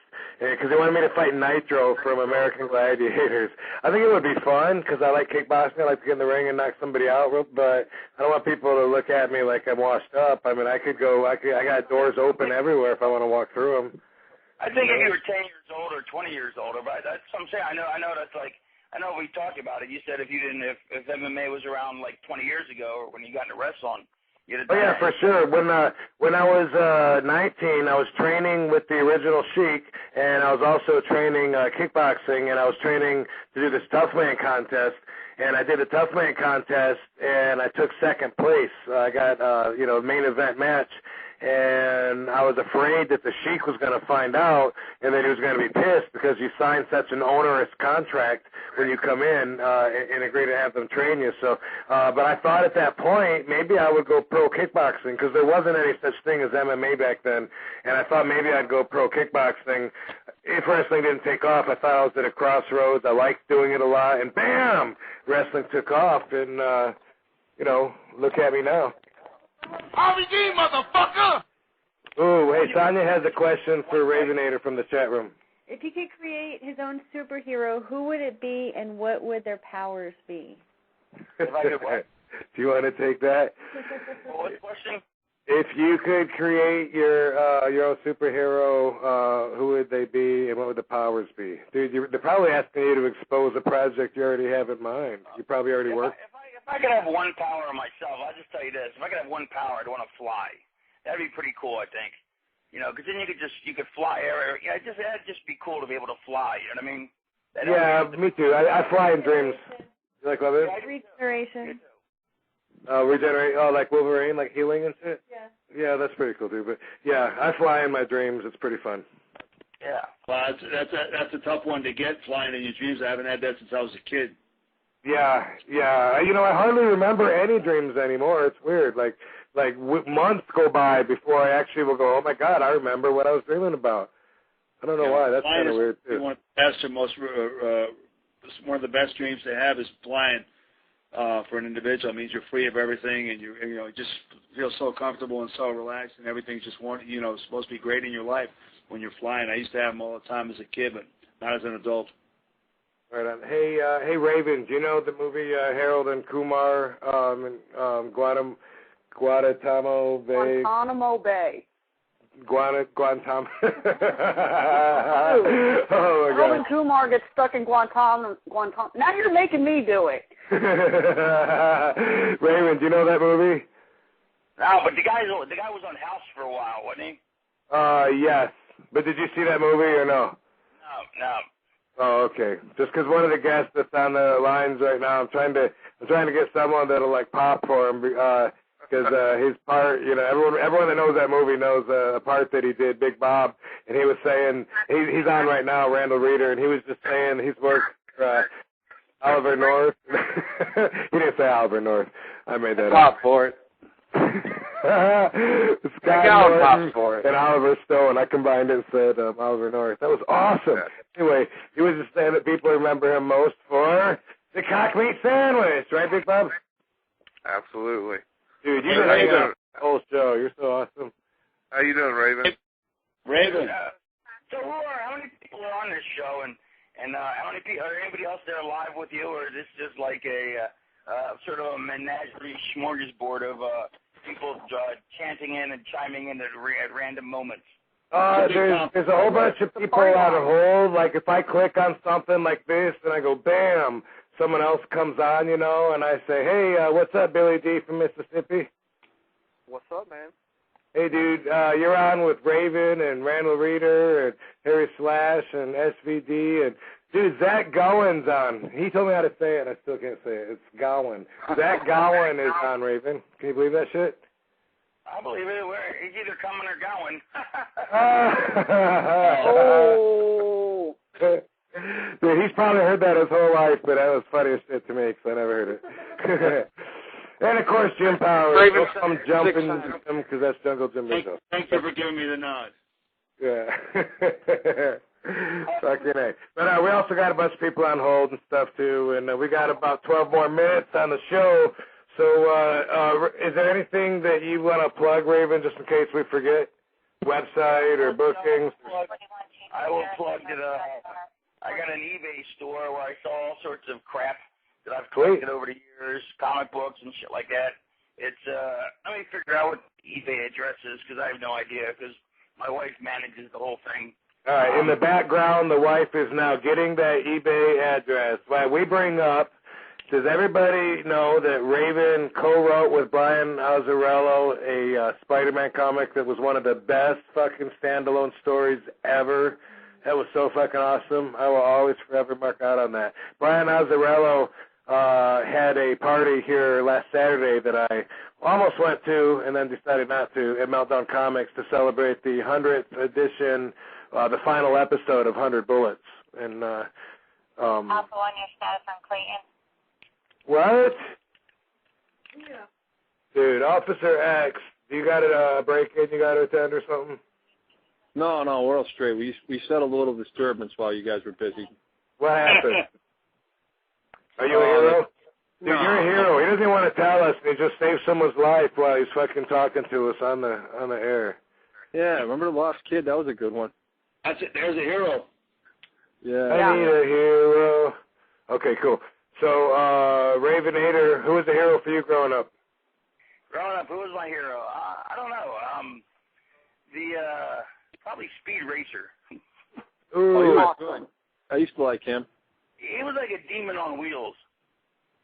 I think, did somebody already say that? I think someone even said that. Racer X. Yeah, I liked Racer X, actually, because he was more mysterious. Well, yeah, that's... And I kind of identified with him more because he was like he was like the black sheep of the family. You know what I mean? So I kind of identified with him. Okay, is there somebody that you would say that's a non-fictional person that exists that either when you were a kid or a person in history or even today, but somebody that you think that you could say, well, yeah, he's a hero, or she? I don't know. I mean, I'm sure there's a lot of people now. As a kid, though, I mean, I don't know. I didn't really look at it that way. I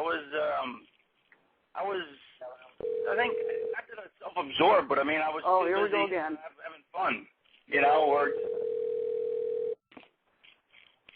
Dude, I'm seeing if Sabu will pick up, Raven. I didn't do a lot of thinking as a kid. He's just... You know what, Raven is known as being a brain, but obviously, I actually... no Sabu. All right, man, we tried to call him. You guys heard it. Yeah, you know what? I hate thought questions. I hate it when people say, hey, name this or that. Hey, how about, what do you think of, what would you say? You know what I also hate is like word association. All right, Mr. McMahon. All right, Shawn Michaels. All right, this guy, that guy, that guy. I hate that shit. That's what that answer Raven just gave reminded me of, is that I'm getting interviewed and I go, oh, fuck. That's like, what's your favorite color? I don't... As a kid, it's like, who did I look up to? I mean, I don't know. It's like I didn't really have any heroes as a kid. I guess like if you want to, it might be ridiculous, but from the time I was a little kid, I wanted to be a pro wrestler. So I used to love Chief Jay Strongbow. You know what I mean? So I don't know if I can call him a hero. I mean, but I was, I think there's a difference between being a fan and a hero. And so I don't think I had any heroes as a kid. I just said, I was a fan of a lot of different stuff. And then as an adult, I think I've always looked for a mentor figure and never really found one, so I don't know. It's an odd question for me, to be honest. Right on. So if you're interested in being that male father figure for Raven, call into RVD Radio at 347. I need a big brother. See, now, Raven, I think you contradicted yourself because I've heard you say you've always had a mentor in the wrestling business. Someone you looked up to, someone you admired? Tommy Dreamer. No, I'm talking about Raven. He knows what I'm talking about. Someone who patented himself. For a while, but it would seem like everybody, every time I'd have, ones I thought would, you put them up on a pedestal and then you find out they have feet of clay. Exactly. That's a good point, though, to bring up, man. No, but I mean, you've always, since I've known you, Raven. Who is it, Jim? Just spell it. Who is it? Jake. Jake the Snake. But Jake, I never really hung out with, though. I mean, Jake. You never hung out with him, but you patent yourself. But you've always spoke very highly of him. You've always spoke about how he's got the best psychology in the wrestling business, and how your work. Yeah, absolutely. I mean, that goes unquestioned. But I mean, but I thought I'm in more on a personal level. because me and Jake never really spent any time together. Which is interesting because we had the same predilections, but but the grappler was for a while. But I learned so much from him. I mean, actually, he was actually part of one half of the equation when Jake invented the DDT, because Jake had him in a front face lock, and they both tripped over each other's feet, and he fell backwards and ended up DDTing the grappler, and that's how they invented the DDT by accident. Sweet. Dude, that's an awesome story. Hey, Dario from Chicago. Dario from Chicago, man, you've been on hold forever. Thanks for waiting, because now I took your call. What up, Dario? Good, Rob. They finally took a step forward here in Chicago in trying to legalize marijuana. They decriminalized 9.9 grams. No kidding. Did that just happen like this week? It happened today. No shit. That's good, huh? Congratulations on that. Cool. You know what, though? See, if they my only problem with them legalizing it is I'll never get to find out my test study. I think they should decriminalize. I think they should legalize all drugs, frankly, because it would abolish all crime. If there was no if drugs were illegal, then there would be no crime, because all crime is based on drugs. Other than crimes of robbery, murder, everything is based on either people buying drugs, selling drugs, getting drugs, and and plus then you could tax them and make a fortune, and the world would be a much better place. But the problem, though, is if you legalize marijuana, though, before RVD has a chance to perform in my study, because he's the most mellow man on the planet, and I really want to find out if we take the weed out of his system, if he will actually be as calm and as laid back as he actually is. So. But how are we supposed to conduct this study, though? Just by me taking time off? Do I have to die first so you can test my body or something? No, you were supposed to have to, for that thing in New Jersey. Right, yeah. Yes, yeah. No, I would still love to do that. That movie that Doug Benson did, 30 Days, Super High Me. He takes 30 days, smokes every day, and then 30 days off, and he records the whole thing. I love the idea, the concept, but I don't like the show. I don't think what he did really taught us very much at all. I would like to redo that and do it right with serious research, where you're x-raying my lungs and I'm doing all kinds of physical tests. And Sirius satellite. What's that? You said, or Sirius satellite. Exactly. We need to get RVD Radio on something else, because right now we got like 2 listeners, and it's just me and. You have like 70 callers. It's like the same guy, like with a different voice. He's changing his voice and calling him back in. Don't call Nikki Heyman a guy. She wears the suit. No. I've been called worse. Okay. I've been called worse, trust me. Okay. So, Raven, what's that eBay address? Oh, I forgot all about that. I actually had it in my hand, and then I threw it away. Here it is. Stores.ebay.com. Stores.ebay.com at the Raven /TheRavenEffect.com. Oh, jeez, that's easy. Put the Raven Effect in, you'll find it. That's easy to remember. Dude, you remind me of, like, when we'd pull up to a drive-thru when I was a kid, and my dad would order, he could never say bacon double cheeseburger. I got it every time from Burger King. He'd go up there, and it embarrassed me every time. He'd go, let me get a double bacon burger. Give me number 7. And my mom would go, honey, it's bacon double cheeseburger. I'd like to see you around your parents. I really would love to see, like in a good way, like what your parents are like, because you turned out pretty cool. You know what I mean? Like, but I'd like to see how your parents were, like if they're right. the same or they're exactly the opposite. We do have an episode with me and my dad having some pretty deep talks on RVD TV, and we're going there. Going there in a couple of weeks. I think maybe I'll record it. I'll get your email. I'll give you a pass to RVD TV. Raven, we got to go, man. We got 90 seconds. I just got the warning. So you want to shout that address out again, or you think you're good? Just go to the eBay and look up there and just put Raven Effect. And I want to say it's great talking to Jim Powers again. One of my favorite people in the business. And thank you, Raven. You, RVD, and buy and buy bonds. All right, cool. All right, thanks, Raven. Good talking to you. Jim, you got something you want to plug? I got this MySpace deal, book Jim Powers at AOL.com. Awesome. How about you, Zach? You got something you want to plug? Yeah, man, hit me up on MySpace, myspace.com/Zach Gowen. I'll promote. All right, and once again, Randal Reeder, it was movieset.com, right? And then look at, what was the project name? Absolutely. For Whom He Tolls. Awesome. Very cool, man. Thanks, everybody. Appreciate everyone for being on the show, talking about heroes. Keep it in mind. Keep you thinking. Don't take it for what's the word? For granted. Don't take it for granted that someone's a hero just because someone says, granted, it's that time.